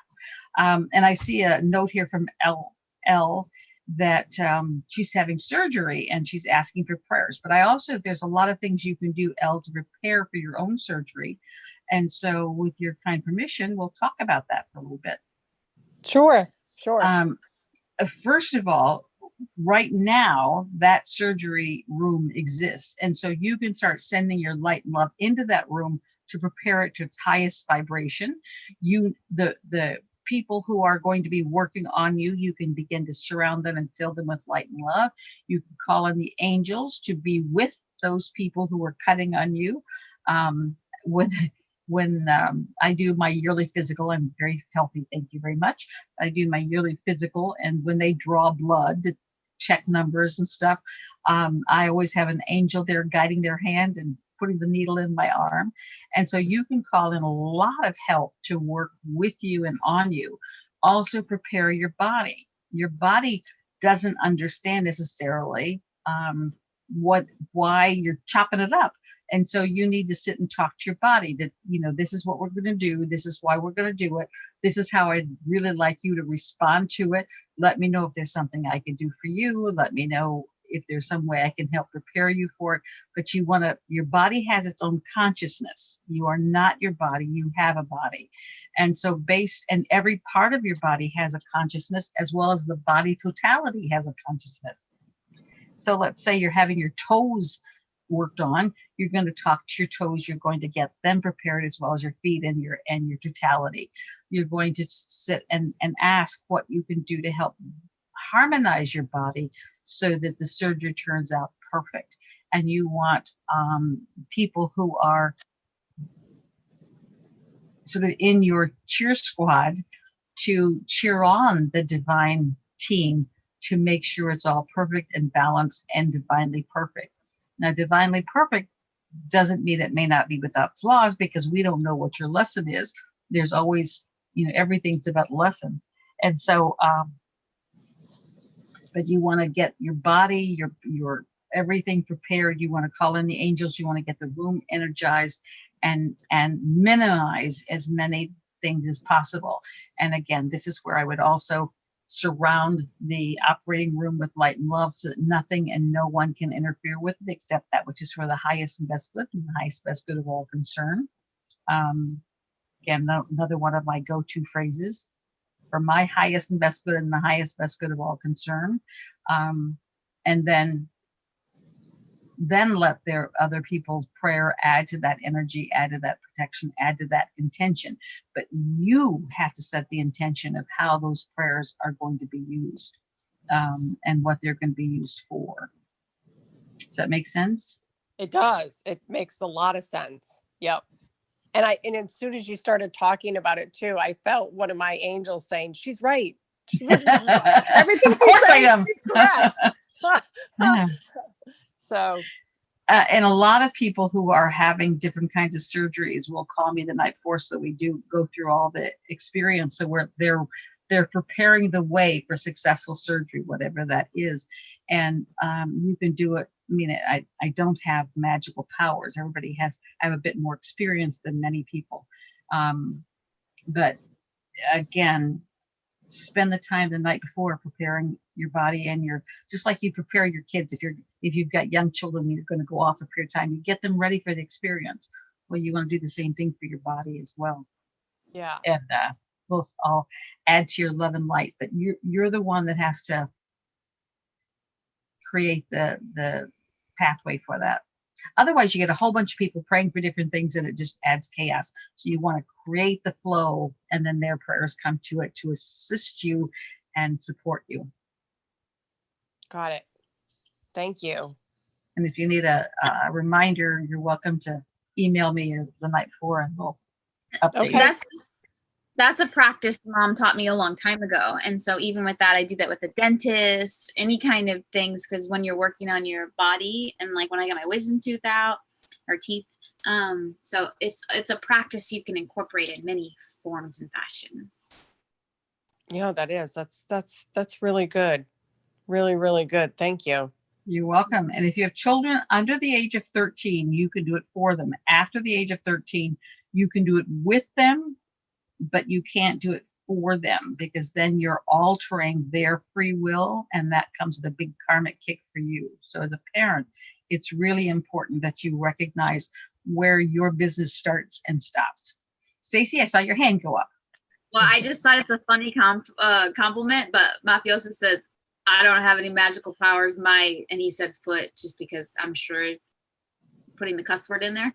He's like, she's just trying not to totally freak everyone out with his laughing face. I don't have any magical power that's not also accessible to everyone else. I just practiced and used my skills and have a bit more trust than many. But you're right. I can do lots of things that would freak many people out. But it's nothing that everybody else doesn't have equal access to. And I've said before, but I will remind you, I was told one time that my powers, my specialness in the spiritual realm is that I'm so average.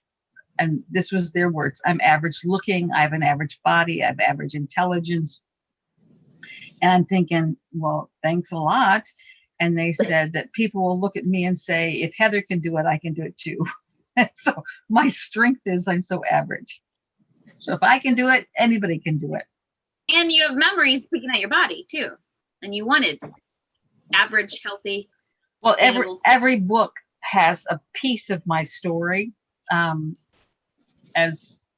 in Perfect Power and Consciousness, I talk about remembering designing this body. Your body is a reformation of every body that you've ever had. It's just say ashes to ashes, dust to dust, and then we just take that dust and reform it into a new body. But it's the same body which carries the same issues that your body has. If you don't address an issue, you just get to carry it with you the next lifetime. So that's why Saturday is so powerful. It's because we can release a lot of stuff we've been carrying for a very long time. You didn't want Saturday unless you're moving it to Saturday. I mean, no, not Saturday. Tuesday. Correct me. Please correct me. Tuesday I'm doing it. Although I think I might be able to go Saturday. Good Saturday.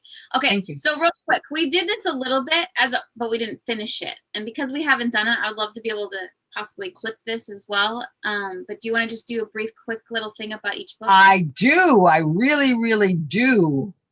Okay.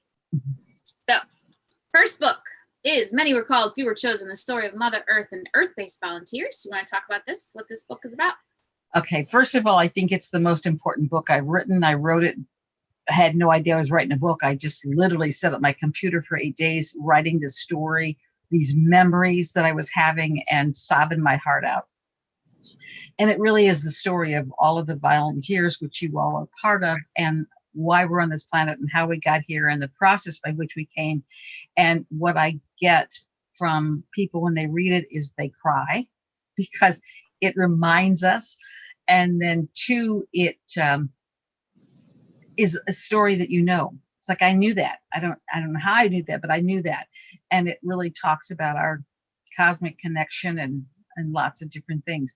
I have a new version. As soon as I sell out those, I have a new version that's another 100 pages of that story that continues on as I know more than the book increases. But it really is a story of why we're here and how we're here and what our job is and how to do our job. So Many Were Called, Few Were Chosen, the story of Mother Earth and the Earth-based volunteers. We're the volunteers of the universe. Perfect Power and Consciousness. How much is that first book? I don't know. First book, you buy it directly through Mom, it's $13.95. I've had friends pay twice the price. And you can always reach out to us personally. We both have books available to get. And it supports Mom. Okay. Second one is Perfect Power and Consciousness, the seeking truth through the sub. Hold a second. If you want to buy Many Were Called, because I want to get rid of the copies I have, we'll give those as $10. Okay, just $10 we can get rid of it. Okay. Oh, there you go. So on special. All right. Perfect. Yeah. A spirit special. Okay. Perfect Power and Consciousness is the story of that I went through, telling my story of harmonizing body, mind, and spirit. We have a mind. We are not our mind. We have a body. We are not our body. Our soul spirit is learning how to take the leadership role in our little special trilogy. And so this is the harmonizing process. What has to happen to your mind, what happens to your body as your soul spirit takes leadership. And so there's a lot of things that happen physically and mentally as well as spiritually. And as the energy in the planet increases, it does affect us at every level. And so this book talks about that. What's the subtitle for that one? I forget. It's Seeking the Truth Through the Subconscious and the Superconscious Mind. Yeah, that's it. Okay.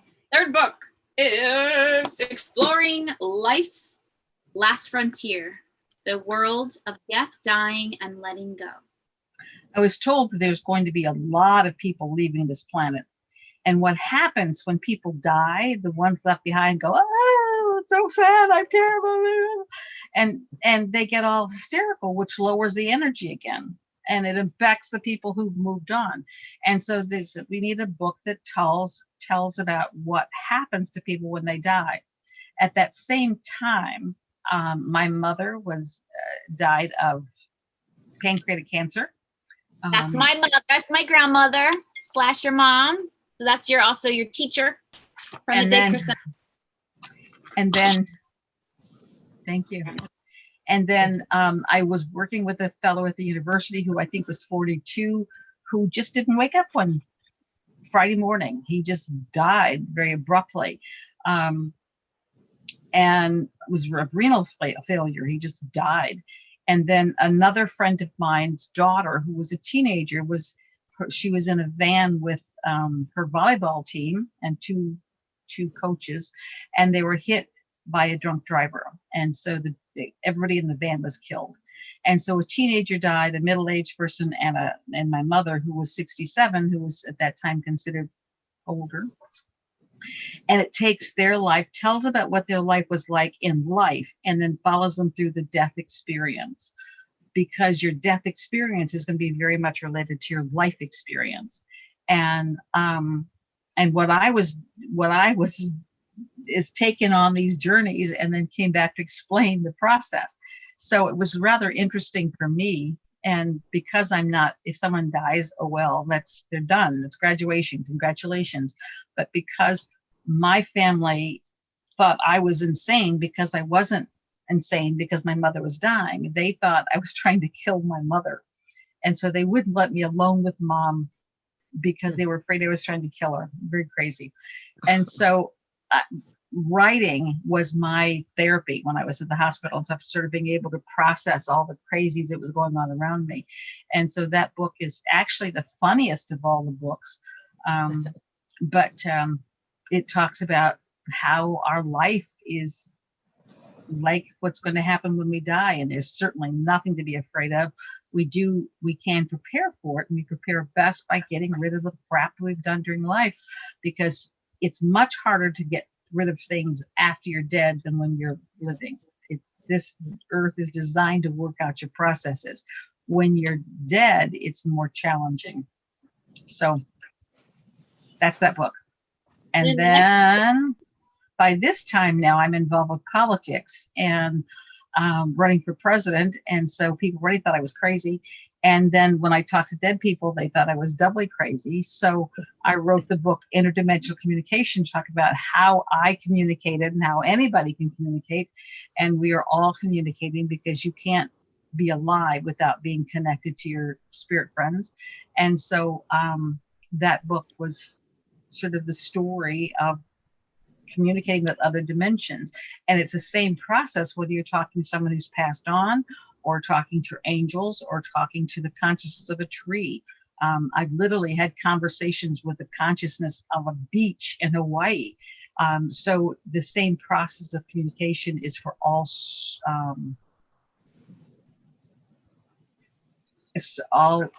connections. So that book is an interesting book.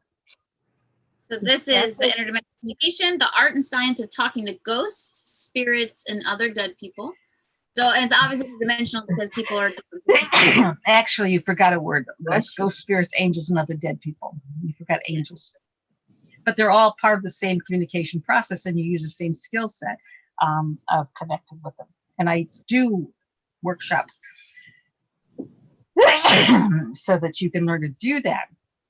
Mediumship is just where you are the go-between between the sender of the message and the receiver of the message. When you communicate interdimensionally, you're just you and them are communicating, but it's again same skill. So, are you still going to do a class on that? I am. Online, we have to choose. Now we're getting to the point where we can have face-to-face classes again.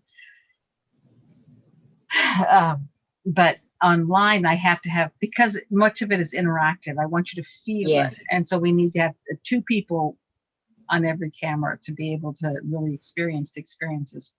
Stacy's going to settle that. And so I've been this title again. So this one is The Interdimensional Communication, the Art and Science of Talking to Ghosts, Spirits, Angels, and Other Dead People. And it's a pretty big book. But And and, that- there's a lot of it is understanding the safety factors.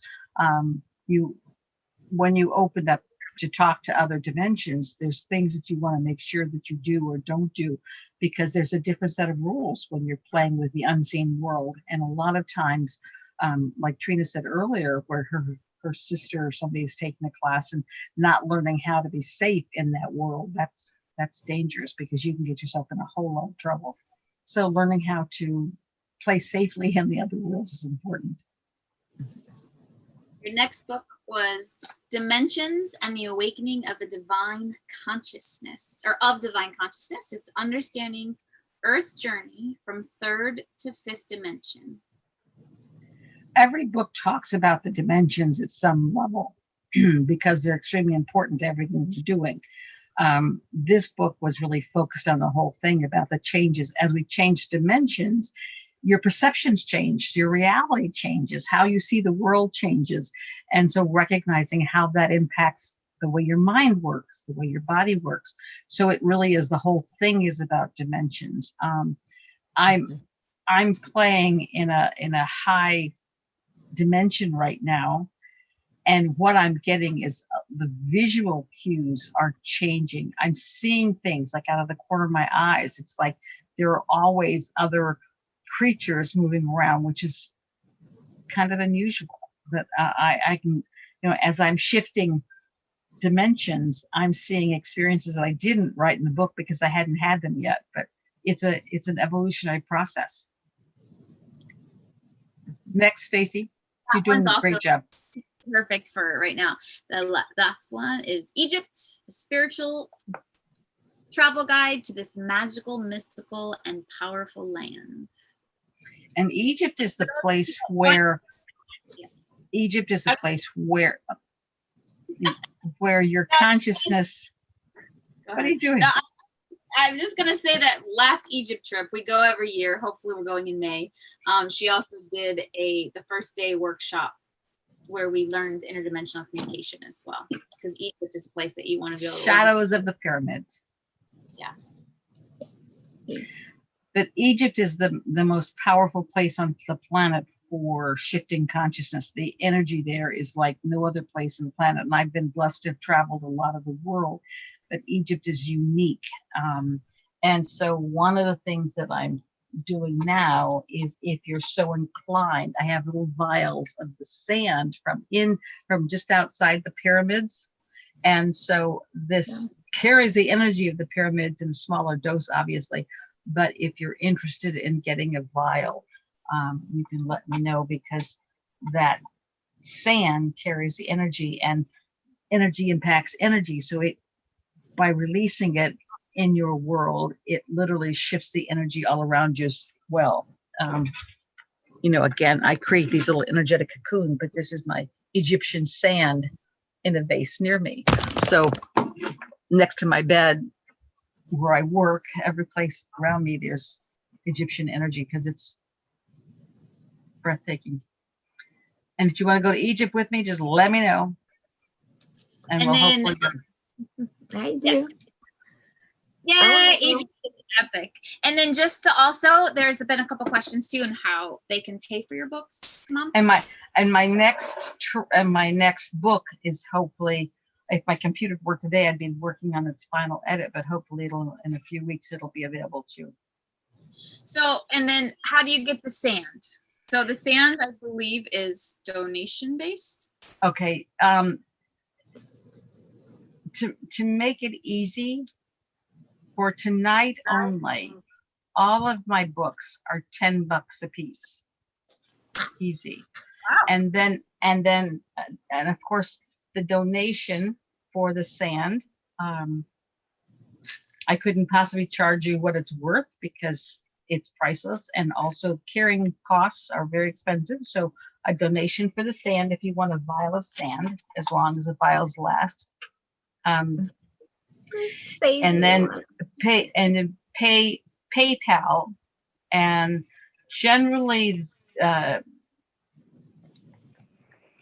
shipping and handling is about $3 to $3.50 per book. So calculate yourself. But if you order them through PayPal, do it in the way that's like a donation for a friend or something, because otherwise they take a big chunk of it. And make sure that you put your name and address, and email and phone in your order. So if I have a question, I can reach you. And there's a little memo place, put memo Yeah, of and what book you want, or call me and we can do it by phone. And you can also reach out to me and we can forward this up, but obviously you'll need to know which books you want. And then that's kind of a nice little special. So hey, It is a nice little special. I know. And the special is partially because I'm for those of you who are local know that I do meetups, and the meetup just charged my checking account $150. I'm overdrawn, so I need money. So the reality is it's a quick confusion. Yeah, there you go. And then we have 2 questions as well after we talk about the books. So okay, well that makes sense. And by the way, Yay. who donated before, and just so you know, obviously, like that's a gift. We obviously we do all this for free, but it is a beautiful exchange, and anytime you do, that is greatly appreciated and totally honored and put to well use. Yeah, and it does help when we get enough donations. It covers our costs because Stacy, pays for the Zoom things, and then I have the costs at my end and whatnot. So we do appreciate your donations.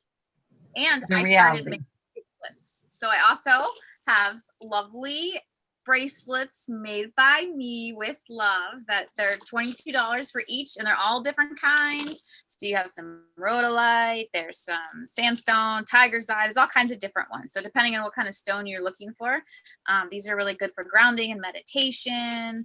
And then the heart. So if you want, this is, I believe, the rhodocrystallite. Anyways, I got a bunch of different kinds. So if you want to buy your first bracelet, this is an agate, orange agate. You want to And I give do them your email address so that they can email you if they want to buy Yes. one, or Tiger's eye. Well, you can reach out and find me. Just, I would say inbox me. And then if you inbox me and message me, I will be posting them on my Instagram page. I'm going to be making a new page. But since I have a bunch of different stones, that I will post which ones I have. This is agate too. I tied the thing so I remembered which stone it was. But they're all natural stones. I like the shiny stuff, so I have both. So if you like some rocks. You have labradorite, I think it's called. I have one gray labradorite. It's on the stand that I've been making them. And I can show you what the stone looks like if you want. Or I'll message you, Josie. But I do. Okay, yeah, because I haven't been able to find any labradorite. Yeah, I do. I have a labradorite. Okay. And I have good. hematite. I also this one I have more of these, but I also have a gold hematite. So it's hematite, which is, I love this stone, but this one's gold. And I obviously wear mine. we'll have to have a market day. We'll just have another call that's a market day. And I got mine. Well, because we're, learning how to be able to pay our bills and our stuff. It's like getting creative. And I've started making crystal earrings at 15. So, and hopefully I will be having the crystal earrings coming because I have some special collections of ones that I got from Egypt crystals. So I'm just looking for the jewelry pieces. There's a wonderful mountain range in Egypt that's all crystals, and you can Google it and look at the pictures and stuff, but it is absolutely amazing. And so we all sort of brought home luggage that are very weighed down with Egyptian crystals. They're different than the Arkansas crystals here, but they're very powerful. So we'll look forward to those as well. Thank you, Stacy. Any other questions? I don't do a lot of the marketing and the other kinds of things, I do emails. And so if you want, I see Sammy, if you got a note for me, if you want to email me, and then my heather@heatherharder.com, and then my PayPal is heather@heatherharder.com. And with the donation for the You wanna- sand, make sure that you're donating enough to cover postage. So because I have to mail them to you. Others, so. And then she's Anyway. got several more books out coming, but one is currently, I believe, at the typesetters. So that one's on judgment. And We'll talk about that when it comes out. So anyway, that's enough selling for tonight. okay. All right. Anybody else have any questions? It's already been 2 hours and 20 minutes. I'm always shocked. Yes, I do. Okay. Josie, you've had a lot of talking so far. Let's see if anybody else has anything first. Anybody else have any questions? Stacey, are Yeah, there any? Questions from Mafioso. Okay. And it said, how is one's physical life reflected in the post-physical death existence? That's a whole big question. In lots of ways. For instance, we talked about, this is a great letting go energy. If you have a hard time letting go of stuff on the planet right now, if you've got lots and lots of stuff, then when you die, it's very hard for you to let go of your stuff, let go of your life. And so you really run the risk of being earthbound. And earthbound energies are ones that just don't want to move on. So the more you can feel complete and satisfied with the life that you've lived, the more you're able to go, okay, next experience. But there's, that's the whole point of the Exploring Life's Last Frontier book. There's lots of ways that they're connected. So read the book, or we'll have that another time when we're not at the end of the experience. Anybody else, Stacey? No, but you already have someone that wants to buy all 6 of your books and some Yay! sand. We love that. Woohoo, Alicia! Yay! Okay. There's a people that want the sand as well. So again, feel free to reach out to us personally, and thank you, because literally it helps. So thank you. Bless. Okay. Anybody else? Anybody questions? We're not going to do sprinkles tonight because of the time. It's already 8:20. You do So- a collective sprinkle just for this upcoming week, because I definitely feel there's so much energy in the air. Obviously today we have a full moon going into Leo. I believe there's a Mercury retrograde starting. But yay! So for what it's, I think it would be lovely. if you Oh, would do this is the question. Claudia's question: what do you see coming with the vaccines? That's a profound. First of all, as Stacey's talking about, the energy on this planet is through the roof. It's you've heard, I'm sure you've heard about ocean currents where the water can be one temperature on top, and then there's a current underneath. It's going in a different direction. It's got a different temperature, and then there's a different kind of water down here that's causing a completely different stream. That's kind of what's going on the planet. We have so many different things going in so many different directions that nothing is settled. Nothing is as it appears to be. What we're seeing at this level is not what's going on at the lower levels. That's why I say your energy may be much more being used at this level than at this level where you think you are being used.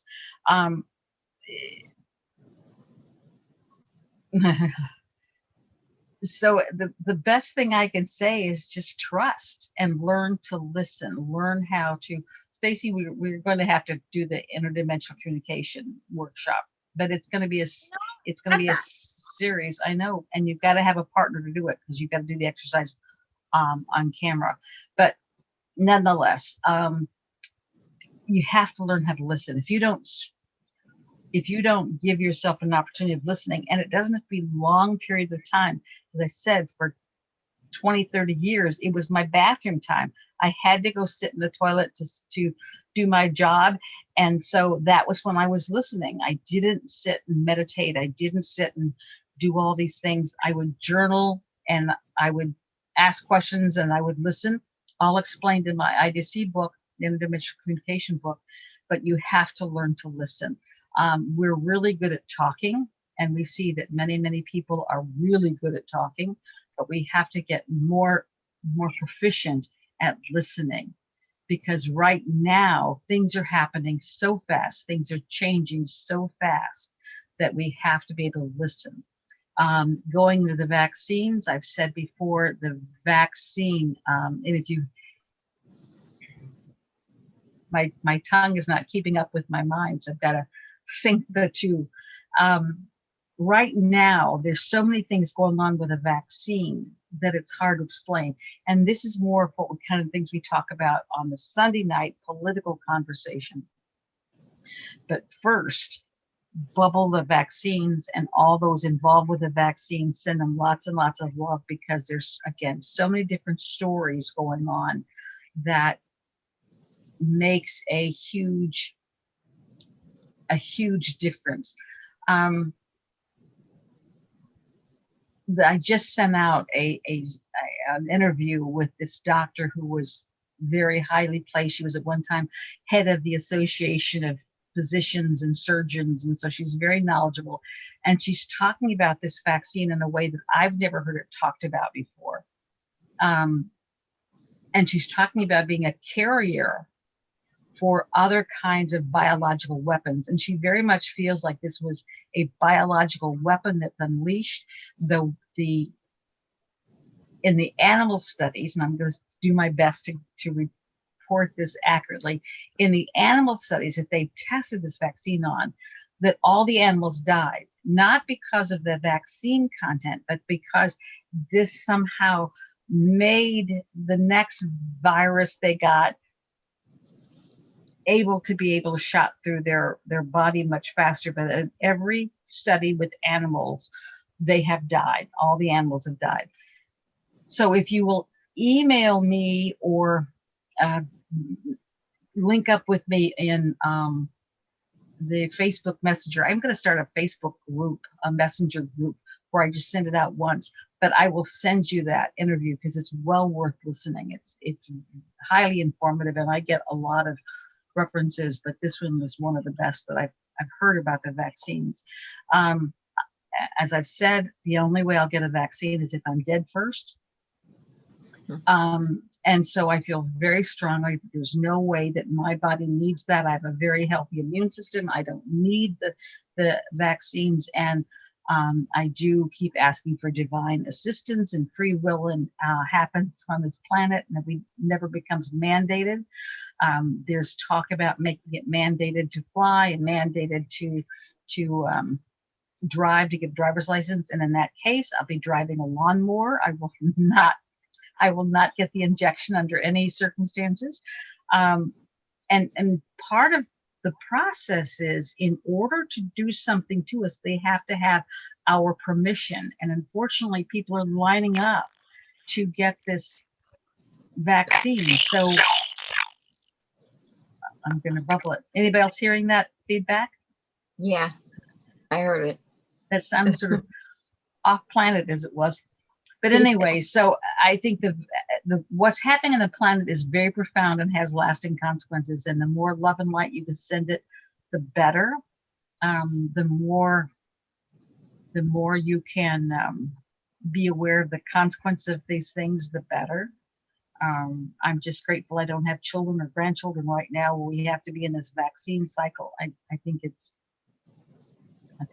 part of that dominion over humanity. There's a race of aliens that want to occupy this planet and create humans as a resource, much like we would capture wild horses and break them for our own use. They serve humanity, and that's the vision they have for humanity. And the artificial intelligence is being evolved is part of the cycle. Many things are playing into it, but again, this is the Sunday night conversation. If you want to hear more about that journey, join us on Sunday, and we talk the political ramifications and the political process. But again, love and light is the most powerful tool you have in resisting and allowing this change. But that's where it's, it can get a lot worse before it gets better. And we could go on and on and on, because nothing is as it seems. Anybody else? Alicia, you want to add anything to that? And Michael asked to share. Okay. No, I really don't. I'm hearing a lot of different things on the vaccine. The only thing I will say is my daughter is a pharmacist, and for them, getting a flu shot is a family event. They get their shots and go out to dinner. She won't get it, and none of her colleagues will at this point. So that's very telling to me. Well, throughout history, only truth has been blocked. They never censor lies and distortions. They censor truth. And when the package labels of this vaccine are being posted online, they are blocked by the censors, which doesn't make, and it's the box that it comes in. So there's just too many things to me that just are too sketchy, and I love my body and appreciate my body too much to be a guinea pig. But if you will, I highly recommend this video. I know I sent it to Michael and to others on my messenger. My technology skills are not as proficient as I would like, so I can only send it out in the same vein that I got it. So when something comes to me through Messenger, I can only forward it to my Messenger contact. So if you all become my Facebook friend, and then I will add you, and you can just message me saying I want the vaccine interview. But she was fabulous. Okay, and Michael wants to add something. Yeah, Michael, do you want to go? You just have to hit accept unmute. There we go. There we go. Thank you very much, Dr. Heather. Thanks for that messenger you did send me on the vaccine, because I've been studying this very in depth. And it was created, and God bless them. I love them, because when people wake up, they're going to realize everything is in divine order. But I'd like to share this Love, Peace, Harmony soul song. It was actually delivered on my cell phone. The words Love, Peace, and Harmony, they just appeared on my phone. This was given to us as a gift. And may I just sing one verse, please? Sure. Thank you for asking. Thank you. I love my heart and soul. I love all humanity. Join hearts and souls together. Love, peace, and harmony. Love, peace, and harmony. That was already downloaded to everybody's soul on the planet, and even to Mother Earth. It's a soul song, and I had a wallet and cell phone stolen. I asked the soul of the song to connect to the wallet and cell phone, and it all came back. And it's helped people with cancer and colitis. So with your permission, I'd just like to put the link in there if I may. Sure. Thank you very, very much, Dr. Heather. We are so blessed to have you on the planet, because you are a Oh, thank you. You really are. Thank and so you. are you, Thank Stacy. We all are. Yes, we all are. All you ladies are, and all, if there are any gentlemen today where you guys are. And I'm looking forward to reading the favorite book that you wrote. Yes. That's the one I ordered. Well, this isn't the book I wrote, but it is the first book and the only book I've ever recommended that I didn't write. And this is the book by Andy Andrews called How to Kill 11 Million People. It is a phenomenal book. It talks about the Holocaust and how they managed to subdue 11 million people. And basically it was through lying to them. And so when we talk about, our politicians lying to us, that has incredible ramifications. And so to keep pointing that out and talking about it is extremely important. This version, the newer version, has not only the book about how to kill 11 million people, but also has the most important documents for our own freedom story. And it's very inspirational and very powerful, because it reminds us we can't just accept lies. When we know they're lies, we have to make the truth be known. So Andy Andrews is a fabulous guy. If you don't want to buy the book, go on YouTube, and he's got lots of YouTube things there, including several interviews he did with the book. so you can get the gist of it. But the book itself is exceedingly powerful, very easy to read. He even says you can go to the bookstore and read it in the bookstore without even buying it in a few minutes. So I highly recommend Andy Andrews, How to Kill 11 Million People. And our friend, because in the United States, our information is censored.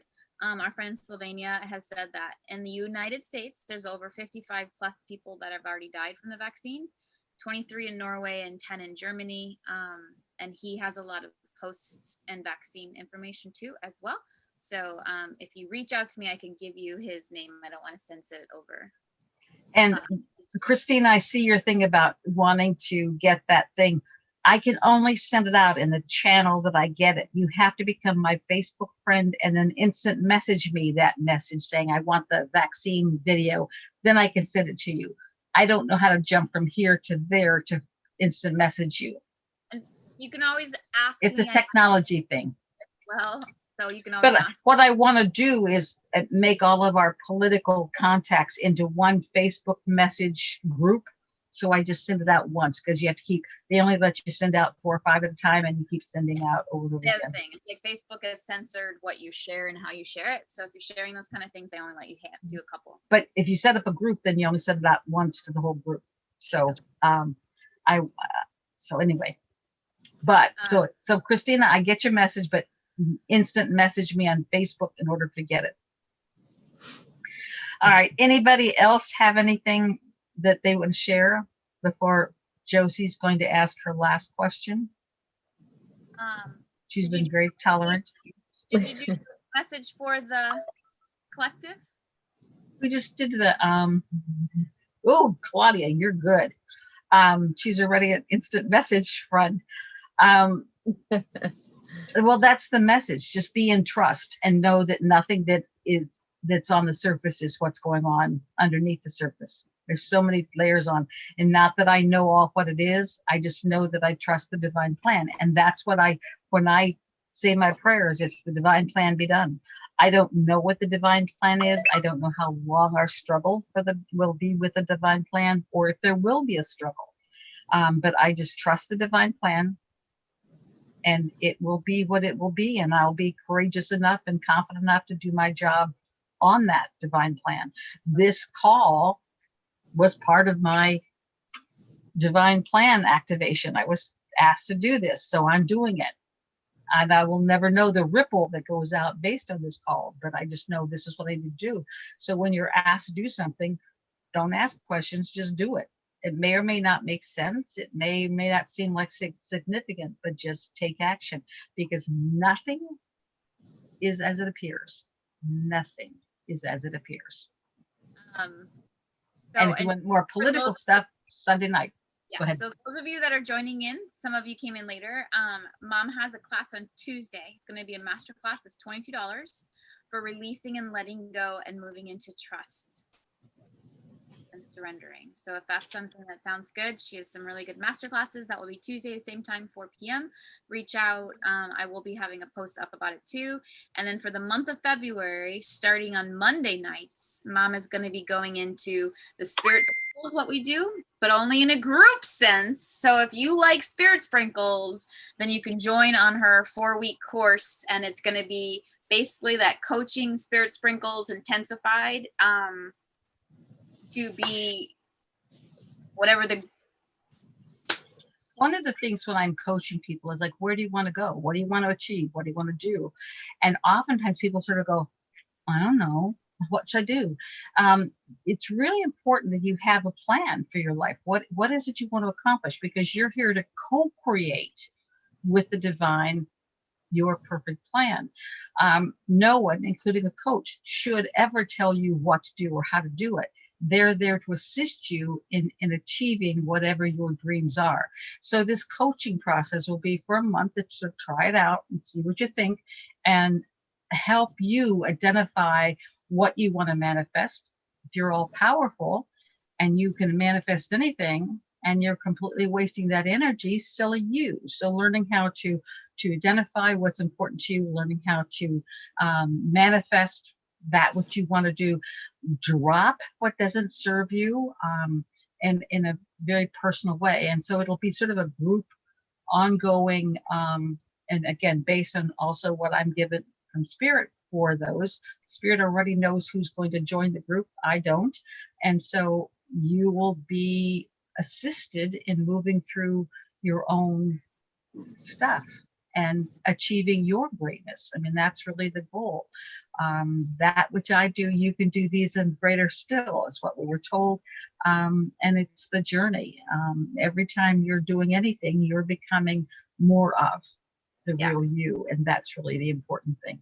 And if you want to do that class along with privates, you can get a 30-minute private or 20 to 30-minute private with her each week for $444. So that's pretty spectacular. One question, I'm reading it just because it's also amusing, but Mafioso said, could you share a story from Stacy's childhood that always warms your heart? With the perfect heart. Well, I think you might have heard this story before, but you can tell Stacy's a very strong-willed person, a strong-willed child. She, from the moment she was born, she was strong-willed. If you know, and I was a professor of early childhood, so I know what the developmental milestones are for children, and I know this isn't possible except Stacy did it. At the moment she's born, she's picking up her head, looking around with this very cocky, okay, so this is my world, and I'm going to take charge. I mean, she was in charge of her life from day one. My job has been to sort of calm her down and, you know, keep her in line. And when she was about 3, one point in time, we're going to go out for a walk. And she said, take the umbrella. It's going to rain. And I said, it's not going to rain. It's beautiful out there. I'm not taking the umbrella. No, take the umbrella. And of course, she's very, very in your face, the kind you want to slap sometimes. She goes, take the umbrella. It's going to rain. It's like, I'm not taking the umbrella. It's not going to rain. So we get maybe, you know, a quarter of a block down the street and it's pouring rain. I wanted to go, oh, shit. And instead of congratulating her on her skills, I wanted to beat her to a pulp. But that was Stacy from every aspect of her life, including when she was at the daycare center. I had many, many staff members who quit because of Stacy, because she would tell them when they weren't doing things right. And she says, I'm going to tell my mother and you're going to get fired. So they would quit. She was very, very uncooperative with me having staff retention. Well, I thought I had special rules because my mom was the owner. So they would tell me to lay down and take a nap. And I'm like, I don't have to take a nap. I'm the owner's daughter. I can do what I want. And mom had no idea, but I was 3 and I was very. And I didn't know until one person had the guts to come tell me about her. And then it's like, okay, Stacy.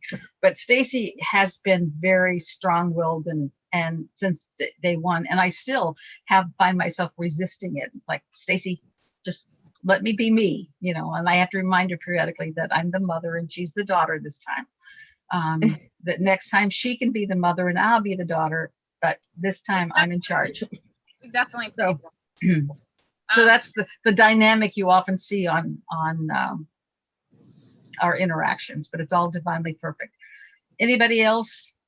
Michael asks, what planet did she come from? Her business, not mine. I'm only told the things that I need to know for her. I did ask why she chose me as a mother, and it was because I wouldn't interfere with her life. I would let her do the things she needed to do, and I wouldn't be sort of a helicopter mother. And so there's always a reason why you choose the parents, no matter who the parents are that you have or how much you enjoyed them or didn't enjoy them. You chose them. It's a mutual agreement, and there was always a reason. So,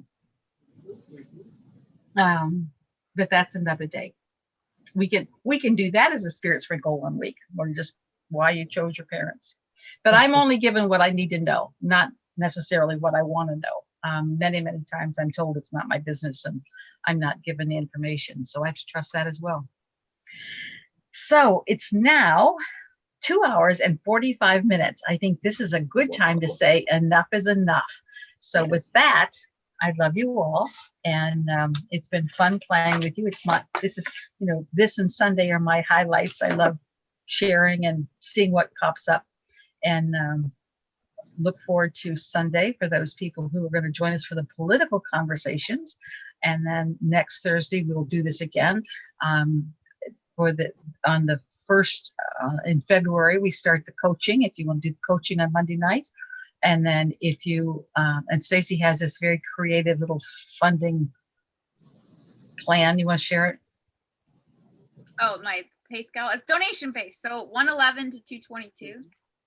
And then 444 plus whatever you feel is value.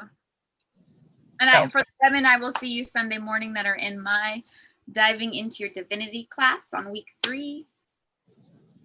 And then on Tuesday, we're doing the releasing and surrender and moving into trust. And again, that's about just being okay with not knowing. You know, if your mind is overactive, it wants to understand and know everything. Learning how to be okay not knowing is a great gift, and it will bring you lots of peace of mind. So when I don't know what's going on, it's okay. It's all right. I trust the divine plan. So, but watch your reaction to what's going on, because your reaction to what's going on will determine your level of peace and harmony and love. And this is going to be a week that's going to test all that. Yes, Stacy?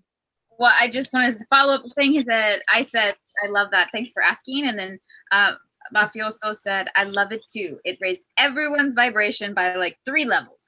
So. And you wonder why I have high blood pressure. Okay, I'm going to read my closing. And when I do my closing, that's the last I'm going to talk. And then I'm going to hang up. So Stacy, anything you want to say before I close? Because after I close, I don't want you saying anything either. I want them to end with the energy. I just want to say thank you for joining us. Thank you for being here with us. Whether you're in this moment or in the other moment, we're still in this moment together. So thank you. I love you. You are divinely delicious and perfect. And we got this. We're in this together. Bless. Easy breezy. And if you want to watch the replay, and if you feel live on YouTube on Stacy's channel. Yes, and you can subscribe. I have 29 subscribers now. Yay.